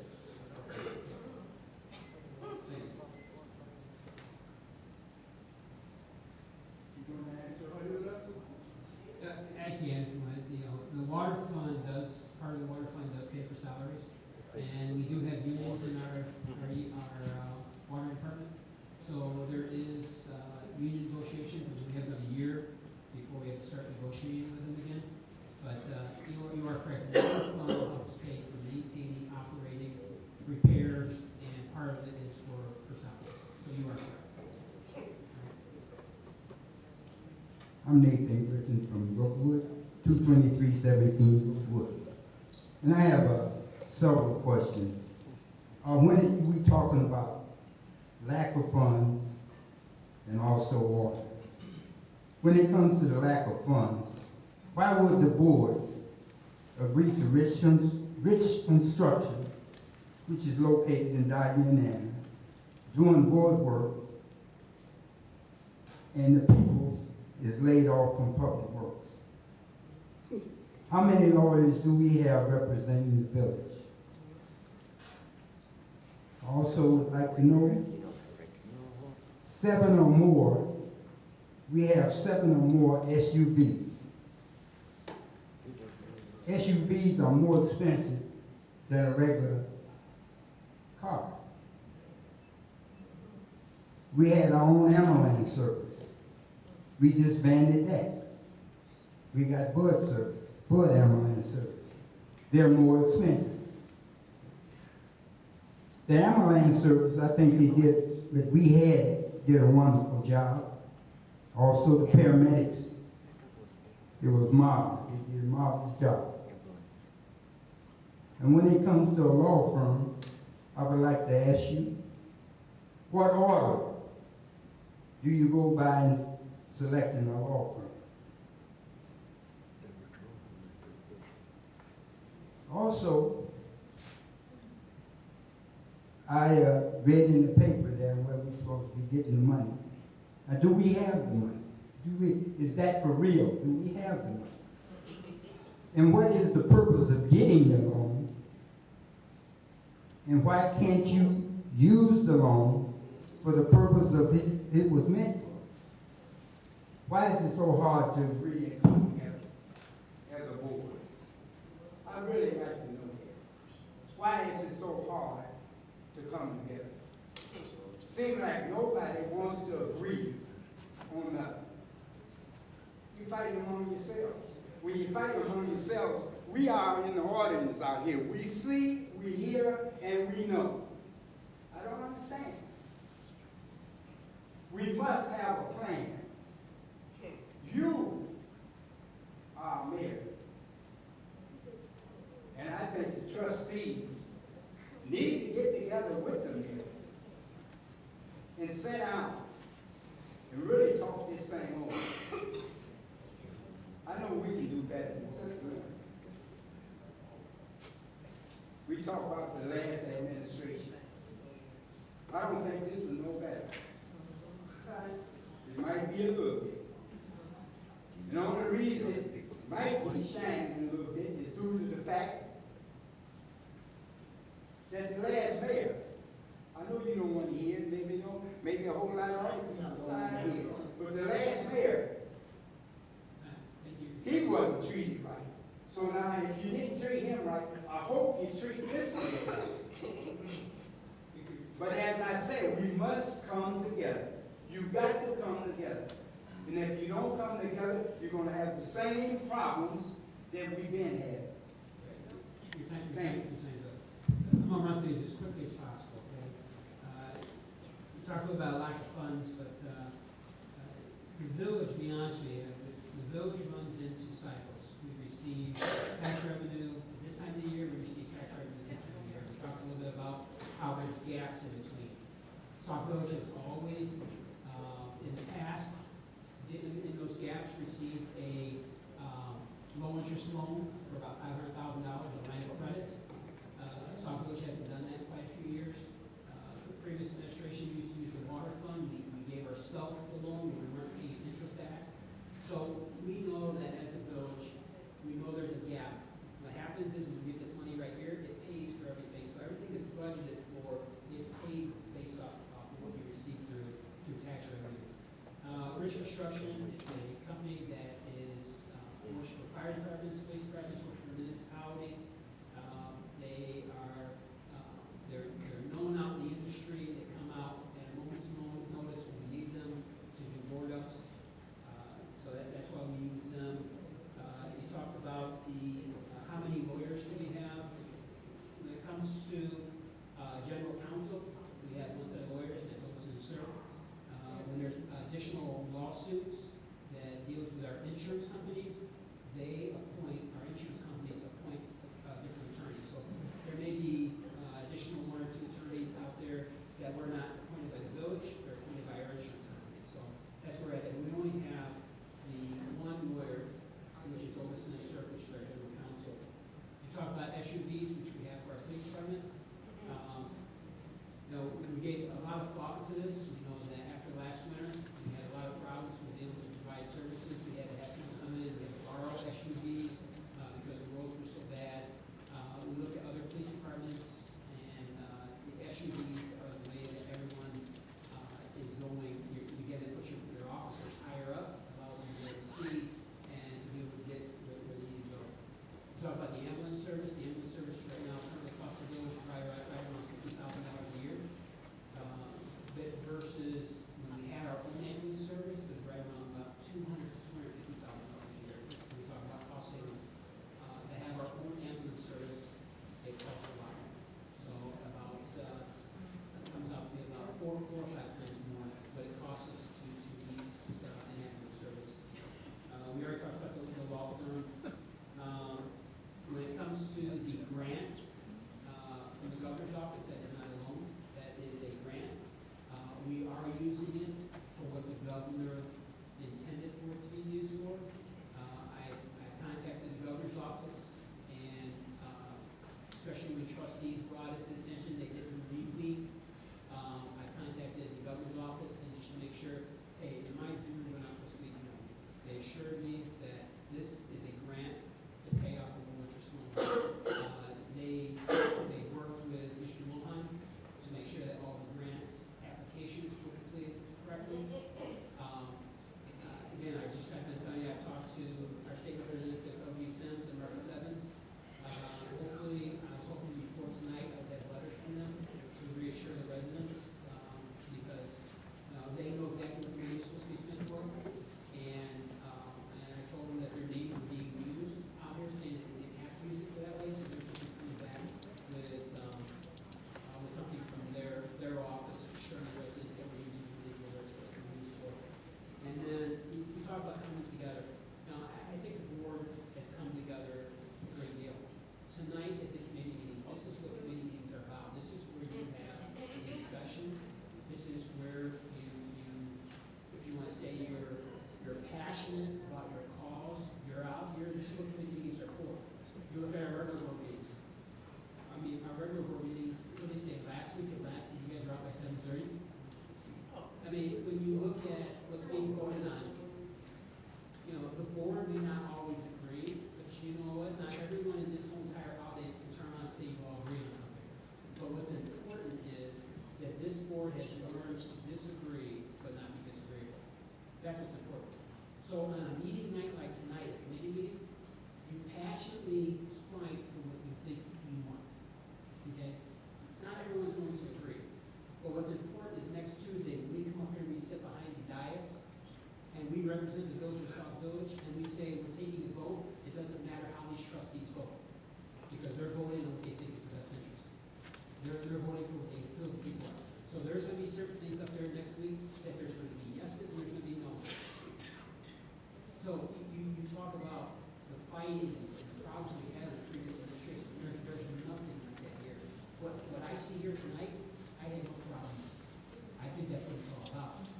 When you go down to Springfield, I mean, you're not going to see that in Springfield. All you got to do is watch CNN and all your other ones, C-SPAN, and you're going to see them yelling and screaming, getting up there, and you're going to see them going at it.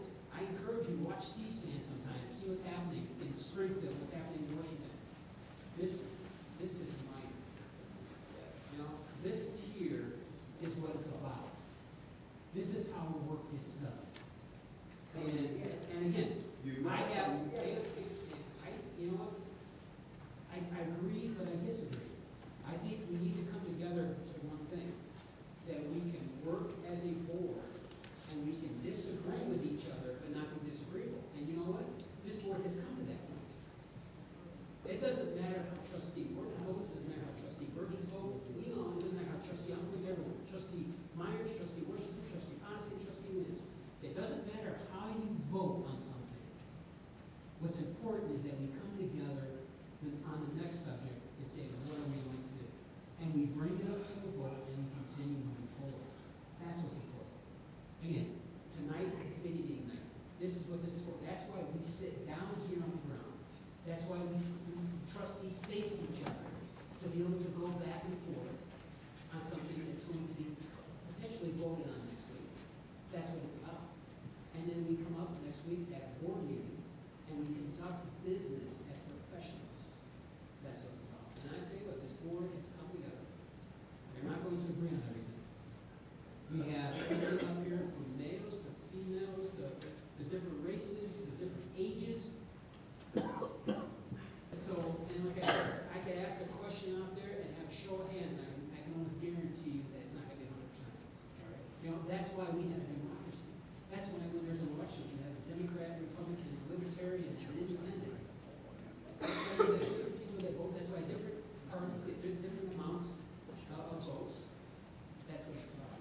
So I've got no problem with what happened here tonight. I encourage a good debate, and that's what it's about. And I'm sure we're going to have lots of good debates. But there's no debate. Your time's up. In fact, you went over your time. Okay. I'm just answering these questions. If you want to talk more, I encourage you to come up and talk to me after the meeting. All right? Thank you.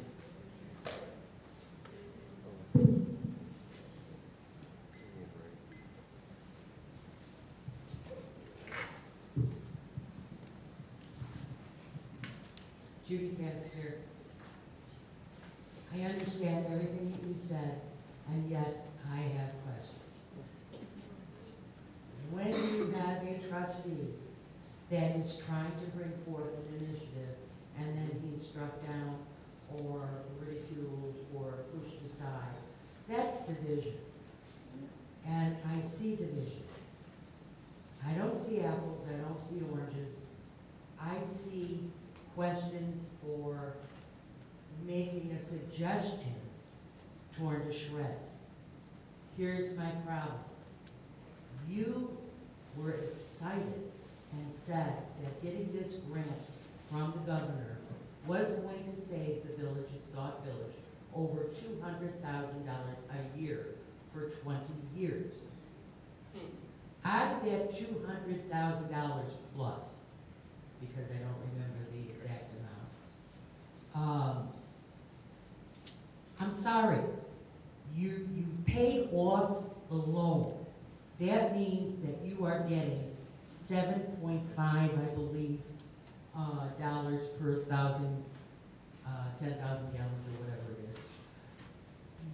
That no longer, that money that you're talking about, that we need to continue with this, apples and oranges and all that stuff. It's nothing but confusion. You have $200,000 a year for 20 years that we're saving. What are you doing with that? Isn't a portion of that set aside better than nothing when we get down the road to where we want to turn the knob and turn on Chicago Water? Or are we going to say, you know what, villagers, we're up to $11, and now we've got to, we got to float another loan, which means your tax dollar's going to go up another whatever. And more people will move out of town. That's it on the water bit, but I think if you're saving $200,000 a year, that some of that money could be set aside. And it doesn't mean all, it doesn't mean it has to. It means that you have $200,000 a year for 20 years that you could sit down and talk as a group of board members and decide, is that feasible or not? Not that you have to write it in blood or chip it to stone. Talk about it. Don't shove somebody aside. Secondly, the cost initiative. You had one trustee, two trustees, talk about cost initiative things. The rest of them sat there. Other people have given suggestions and they're torn to shreds. So why would anybody want to give any initiatives if they're torn apart? Or they come up with, well, what's your solution to the problem? Did anybody ever think about pay freezes? Twice you've given pay raises, and I'm not saying that the people that got the pay raises didn't deserve them. I'm saying we don't have the money.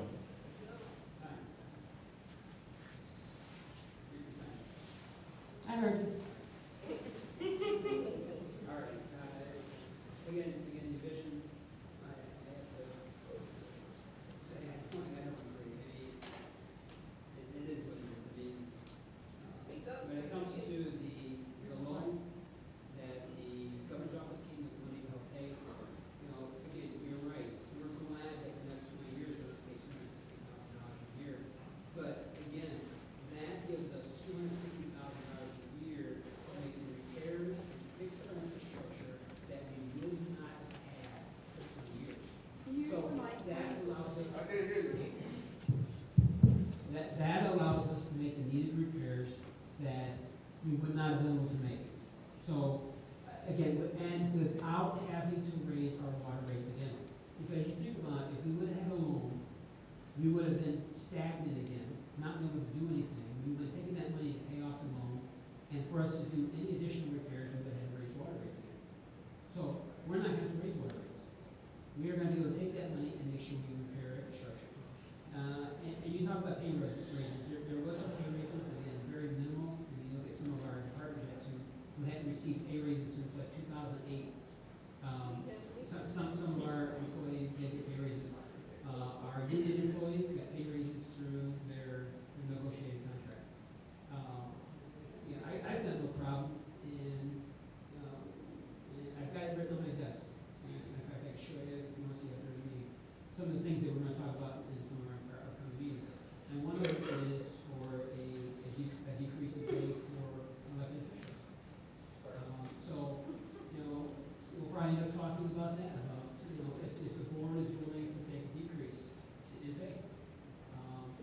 You want to put things out there, we'll put cost savings. As long as we put cost savings out there, we'll put it. So, and again, we all know that it won't affect elected officials until after they're re-elected, or until someone new is elected. So, there's other things that I have written down on my desk already, preparing for upcoming meetings. So, again, that's what we're looking at on cost savings. We're looking at making sure that we'll be continuing to move forward. Okay. Kelvin Jones. I have a couple simple yes or no questions. Yes or no,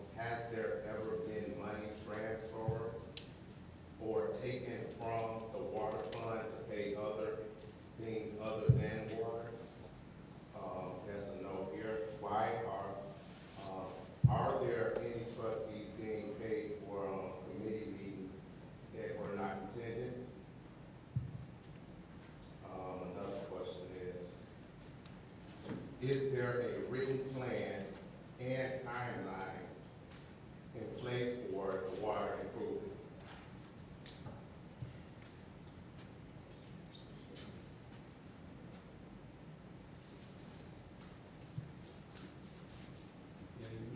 That's it.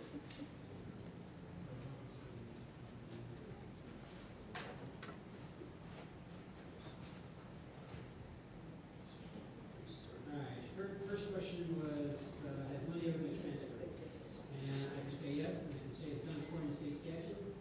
We're borrowing from debt obligations, it's right part of state statute. If you look at the IML state statute book, page number 349, falls under Illinois 45-50, 45-55, 45-90, 45-85, 45-35, and 5-8-1-3. Those are all state statutes. That says that a municipality may also borrow money from one of the municipal funds to use for another fund, provided such as borrowing shall be repaid within the fiscal year in which it was borrowed.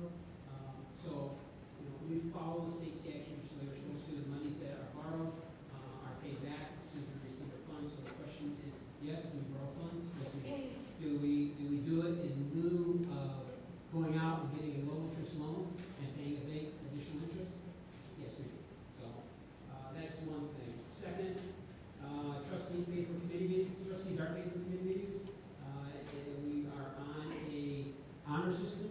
Trustees have to fill out a form with the committee, their committee name, the date that they had the meeting, and I think it's about it, right? The name, the name of the committee, the date, and then you have to sign it. So we're on honor system on what we're doing. So the answer is, I don't know how I should answer this. Something about trustees who pay for committee meetings, I eat the whole entire thing. They are not in attendance. Okay, trustees have to get paid, they have to be in attendance. So, I can't tell you, I don't come to every meeting. Again, we're on the honor system. We're all adults here, so they fill out their own sheets. Timelines for water improvements, there is a timeline, especially when it comes to our permanent air strippers currently, and with our new counter wells. There's a timeline that spells out exactly, and it's through the IEPA, it's through the Attorney General, and we're on a tight timeline. In fact, we had 1 year from the time it started, we just went back, the IEPA requested additional work, and taking additional timing, so we had to go back in and get that time extended. But there is times it talks about they do this, they do that, right down the line. So that's in reference to the work that's being done that we can't see. So I just want to know, is there a written plan for the work that we can't see that's being done? There is, and it's our engineers are in charge of all that, and they put everything together, especially when it comes to all the work that's being done. When you look at this right here, there's a plan that said we have a certain amount of time to get those air strippers, or a certain amount of time. If you look at it further down the line, by this date, the air strippers are supposed to be on the property. By this date, all this work was supposed to be completed. By this date, we're supposed to go in for testing and make sure water approved.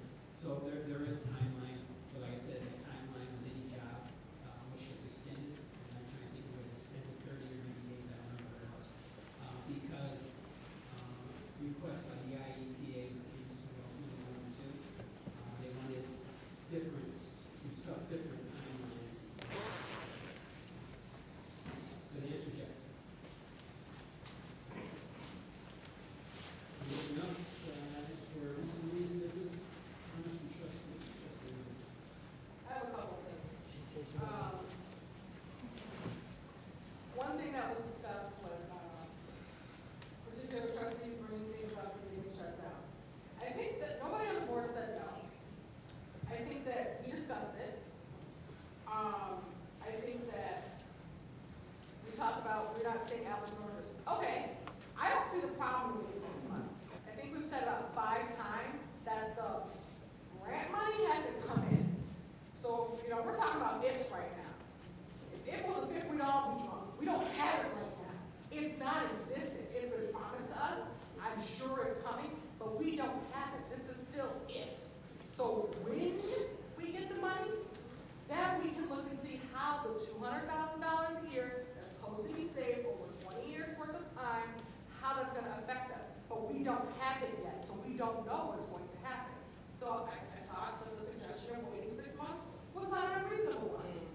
know what's gonna happen, let's wait 6 months and see how the money has actually, how it's affected us, okay? We know that it's coming, we know what we're projecting, but our budgets are projected. Budgets are written on pieces of paper, they're fluid, they change all the time. So I think that that's something that we need to look at. Another thing, the representation of a problem does not equal a solution. Just because you say this is what's happening, unless you're able to provide a solution, that's kind of, like I said, it's a representation. It's already in the pot. And I'm not saying that anybody in this board has done that, but what I would prefer, if we got a problem as a board, I would prefer black and white. This is what it is. This is what I identify the problem as. This is what I would suggest the solution is. And then have the discussion, okay? To me, that's going to be progress. That's going to promote something that's going to make progression. It's not just saying, this is the problem, let's discuss it. Because individuals are going to want to take the time, like Trustee George said, take the time and do their own research. So it's not something that's going to happen at a board meeting. It's not something that's going to say, this is what happens, let's fix it tonight. Because that's just, it's not the way to go to work. It's not. Small town politics, big federal government, that's not the way it works. I think we talked about people disagreeing. When everybody up here agrees, we're called bobbleheads. When people disagree, oh no, it's a huge problem. Can't have it both ways. This was a healthy discussion. I think Trustee Burgess was a problem. I don't necessarily agree with the way he looked at it. I think we had a healthy discussion. I don't see what the problem is. I think the 6 months was actually a compromise, and I think it's something that we should definitely do to look back into it. Last thing, the water. I'm so sick and tired of talking about water. So this is what I want. The clerk is kind of right. I want the lawyers to look at a new referendum. We talked about the referendum not exceeding $11. That's funny. It's going to exceed $11 to go to Christian water. So I want new numbers drawn up. I want to know a new referendum for $15, not to exceed $15. From MOTON, I want a suggestion of titration to $11 over the next 3 years. I want also an account for the water account. I want to know what's gone in and what's gone out in the last 12 months. I want to know the number of current shut-offs for the past 12 months from the village to Sauk Village. I want to know what is the percentage of the water account that pays for salaries. I also want to know current overtime numbers for the past 6 months. From water and sewer. From Robinson, I want the past water presentation. I want them to come back and redo it. I also want them to do research into a new presentation, because I'm telling you the numbers have changed. The numbers that they programmed into that presentation have changed. Every other place that's selling their water to other villages have raised their rates. Therefore, that presentation from 2 years ago is no longer valid. However, people need to see that old one, and I want to do it. I want them to come here and present to the people who care. The people who care are in the board meetings. They are here. They may have watched it. They may not remember it. I want the screen up. I want Jim with the clicker. I want him pointing just like he did before. And then I want him to come back and give me the numbers. Do we get comments? Can we get comments?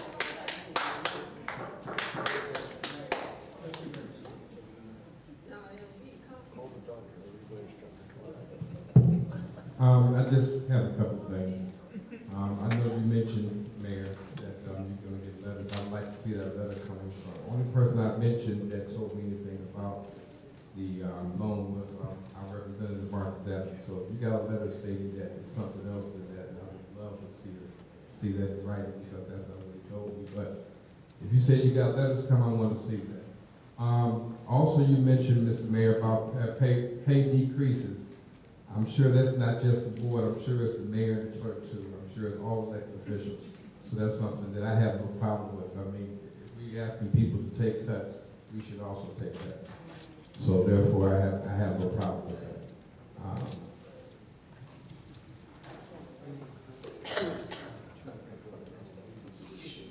And that does come as a referendum. That's not just a, you have to vote. You vote on that, so that's a referendum.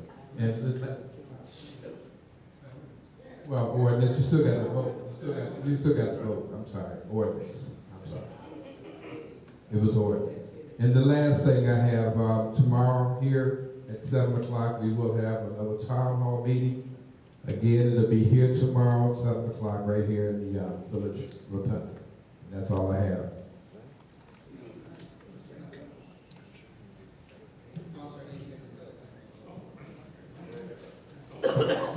Thank you, Mr. Mayor. I just got a couple reminders. Santa's still coming to town on December 6th, so that'll be at 10 o'clock. On the 4th and 5th, the 4th will be our next Parks and Recs meeting that will be held at 1 o'clock in the afternoon at the water plant down on Nichols Avenue down there. We'll be putting the book together for Santa, so if anybody's got some time for that, mark it on your calendar for the 4th and 5th. I could use some help on that. Also, this Friday from 5 to 7 at the community center will be the basketball program signups. So if you know of any kids from the age of 7 to 15 that are looking to play basketball, have them come and sign up. That's all I have.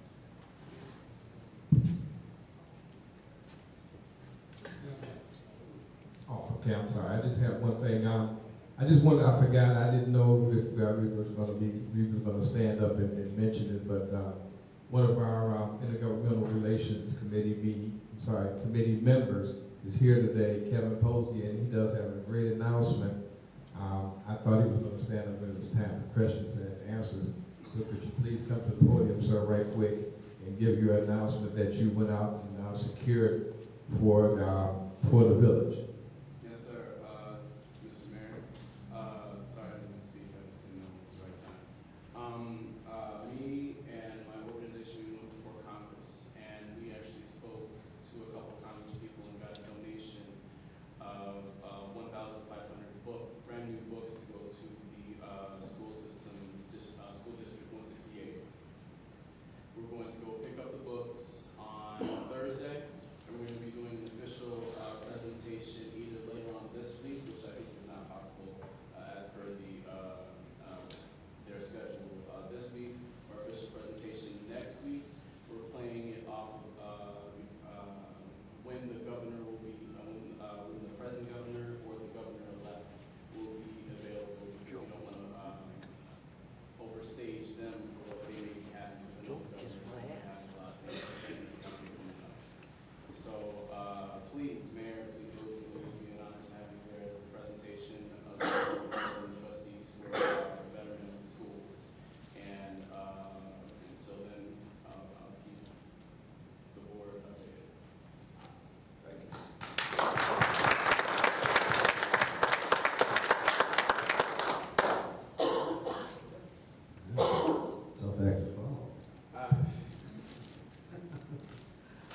Just a couple things here. Kimberly Clark is one of our 911 dispatchers, and she is going to be having a fundraiser December 2nd. If you check out on probably anybody's Facebook here in Sauk Village, you will probably see it. It's on my personal page, it's on my trustee page as well. Please go to one of the sites and check them out, and hopefully you can attend that.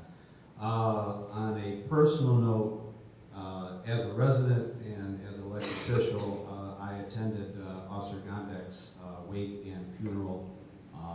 It was a privilege and an honor to take part in that. It was a wonderful service. Some of the other elected officials did show up, and it was just really touching, and it's heart-wrenching to lose him. He's done so many things for certain residents in this community.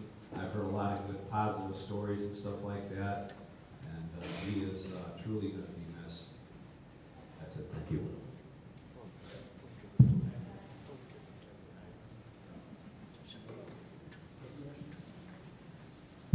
Thank you, Mr. Mayor. Just a few things. First of all, I would like to encourage the elected officials to refrain from apologizing when we have to stay longer, because we are up here talking about solutions to different issues that we have in the village. And I know that some of the residents may have to leave, like some of them did leave, but those that want to stay will stay. But that's why we're here to work out and to come up with solutions to different issues that we have. And when everybody keeps saying, I'm trying to make this quick, I don't want to talk long, I know the hours get late, it's almost like, let's just come up with something that can just work for right now. We need to actually talk about it and go on and work it out. Also, I wanted to say that the last committee of the meeting of the whole that we had was canceled, and I think it was mentioned because we didn't have nothing on the agenda. Somebody asked why was it canceled last committee of the whole. They said because there was nothing on the agenda. So when I asked to put things on the agenda, that's why I brought that up tonight. What process is it to go through to be able to put something on the agenda? Because not only do we not get to talk about solutions, and we have a lot of things to talk about in Sauk Village, at the committee of the whole meetings, that's the only time that the residents are able to speak what's on their mind. So when we cancel those meetings, they don't have an opportunity to say what they want to say as well. Also, I would like to say that Neighborhood Watch, we're going to be having our next meeting on Monday, December the 8th. We're going to be having a celebration. We have previously said it was going to be a Christmas party.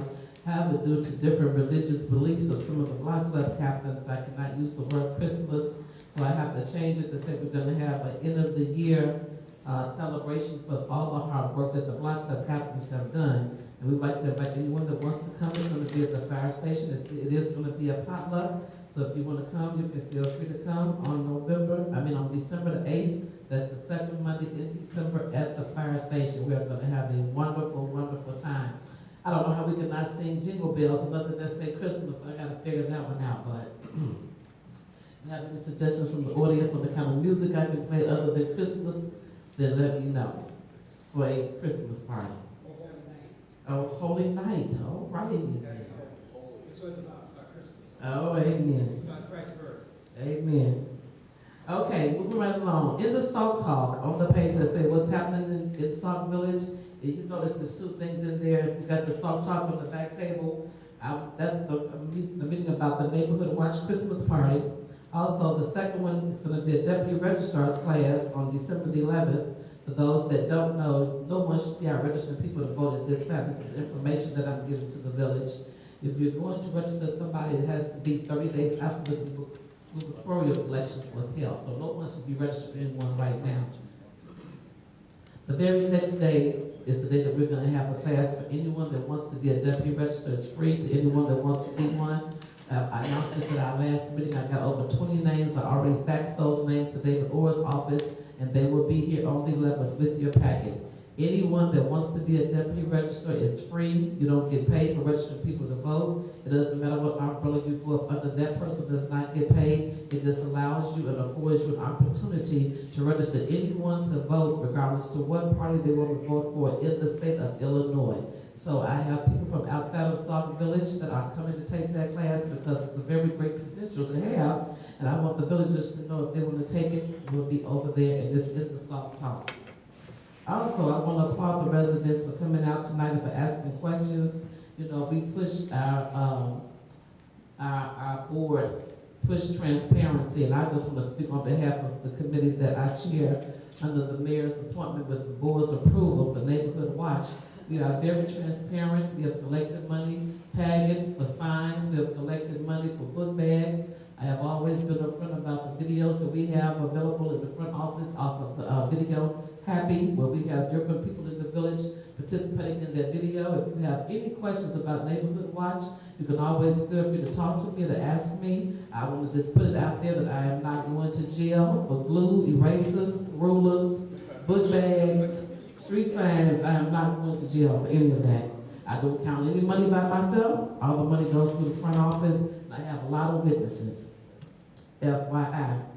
And finally, I want to say that I appreciate everyone that has helped me over the last year with the No Bullying and the No Texting campaign. We have a beautiful display that I want to show the mayor to put out in the front. We are ending up that campaign by collecting names. So if you did not sign the No Texting While Driving pledge, or you know the young people or adults that want to sign the No Bullying pledge, we're still taking those names to make a beautiful presentation. And I may ask the mayor if it's okay if I ask the beautification committee if they can help give me some guidelines, because they really decorate things really beautifully, because we really want to make it look nice out in the foyer. And that concludes my report. Thank you. Pretty hard to follow after that. Okay, a few items. One, I thought this was a very important meeting tonight. I thought it ran well. We discussed things. We got things in line. We didn't say no to anything tonight. We have several things we're looking into, several things we want some answers on. I thought it was very important. I can remember times when we used to be able to get up here and darn near throw bottles back and forth for each other and try to get one another here. Tonight, I thought it went very well. Now, working on projects, a couple of people said that the ones that wasn't mentioned tonight should get up there. I'm gonna be nice, get up there and work on it. Well, I know for a fact every trustee up here has a project that they're working on to try to bring in income into this village. Every single one of us. Unfortunately, mine was stopped during the election because I'm gonna have to deal with the state controller and a few other politicians. And they were busy trying to get reelected.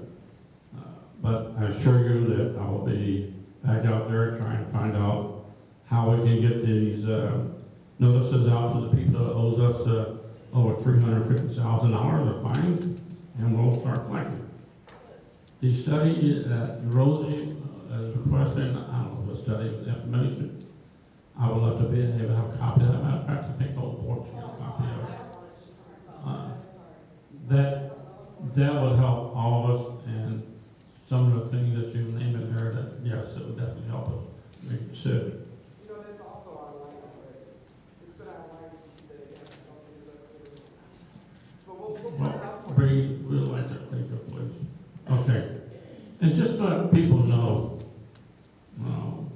back in 06, there was an ordinance passed that by now, all of us should be paying $10.56 per 1,000 gallons of water in this town. That's in an ordinance that we amended. Now we're only paying $7.50. So people, we could be hurting a heck of a lot more. But we amended it and we're looking at ways now. But just remember, before you insert foot, you might want to check the thing. And that is an ordinance.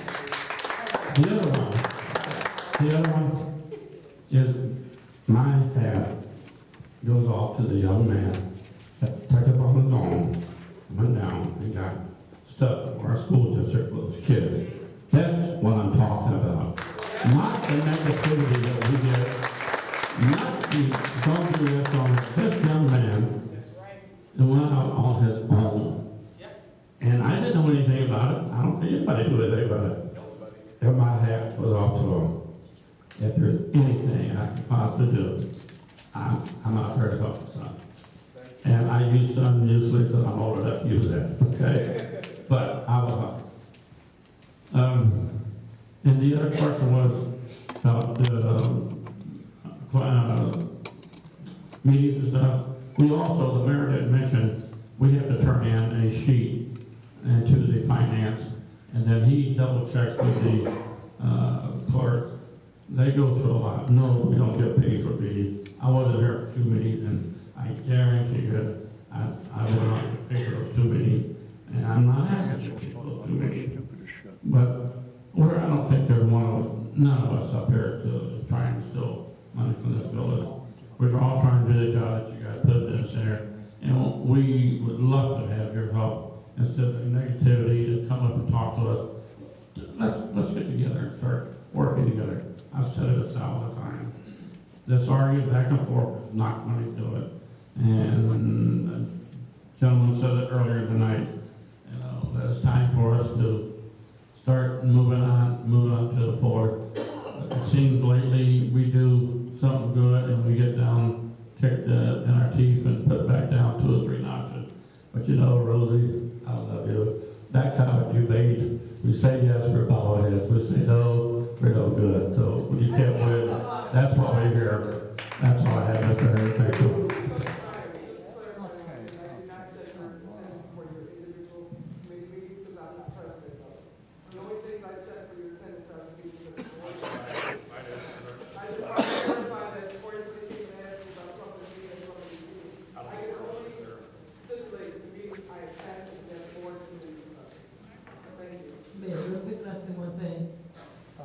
that you appointed us to be working with different departments when the election was held, like you put me to work with codes. I think that you put Trustee Burgess to work with finance. So I just want to let Trustee Burgess know, excuse me, Trustee Burgess, I just want to let you know that I appreciate you for doing your job, that you was appointed to work with finance. You're supposed to be watching the money. All the trustees are, but you're supposed to really be watching. All right. Here you go, you ready? First thing is, we talked about board meetings. Every year, at the end of the year, we usually don't have a meeting at the last week of the month and the first week of the month. So what I will probably end up having is a special call meeting on the 16th, in case anything has to be passed, on the 16th.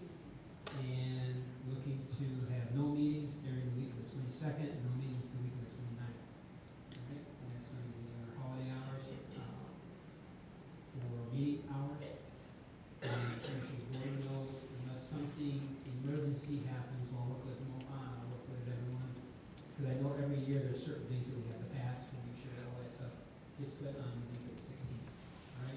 The other thing too is end of the year, we're also the same thing when it comes to accounts payable. We'll make sure accounts payable is in your boxes. If there's anything that you want paid for the year, your job, make sure that as trustees for the Mohan, and make sure that those checks are cut, or at least they get sent out. Okay? And then comes the second meeting of January, we'll come back in here, which will probably be the first week of January. But looking at my dates, December 1st is, January 1st is on a Thursday, Friday. So we will have a first meeting of the month, but it'll be after the New Year holiday. So mark your calendars down if you have anything that's important that has to be passed before the end of the year. We have a couple more meetings to get on the agenda. All right. The other thing is Resource Fair happening here at the Village Hall on the 20th. There's a lot of things going on at the Resource Fair. I think Village Clerk Williams, she has really gone out there. We started talking about this, and she's just shook the bushes. You got Village Woods Retirement's going to be here, Campaign for Better Health Care, Illinois State Treasurer's Office, Walgreens going to have free flu shots, ComEd, Smart Ideas, Neighborhood Housing Services, Blue Township's going to be here, Uber and Pace is going to be here. There's special presentations throughout the entire day, starting at 3 p.m. all the way up to 7:30 p.m. That is here at the Village Hall on Thursday night, November 20th. And it goes from 3 o'clock to 8 o'clock. So if you got some time, come out and check out the Resource Fair. So again, It wasn't on the flyer, but the vendors that were at press showed a couple weeks ago have also been invited to come back out. They'll be in the senior center. there you go. So they've been invited free of charge to set the tables up, so people have not only the opportunity to see those organizations, but there will be the craft fair happening in the weekend. There you go. So if you, Lots of stuff to come out for. if you missed the craft fair, you got a reason to come out. The other thing is, I've got some good news. I know it's been on the mind of many residents. Want to know when the Housing Authority was going to receive their grant money. And I'm here to tell you that the Housing Authority received the grant money. Housing Authority has issued a check to the Village of Sauk Village for $30,450.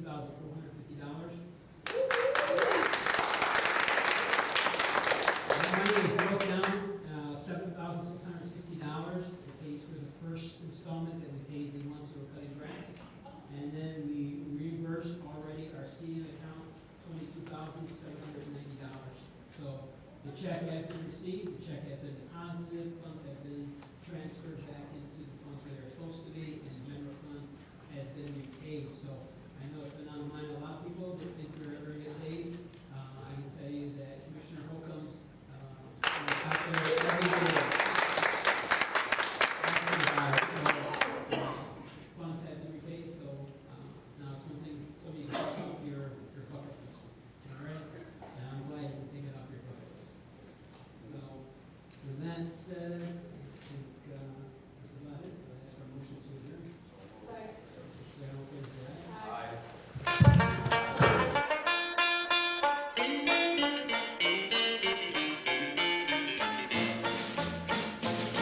In 1814 we took a little trip along with Colonel Jackson down the mighty Mississippi.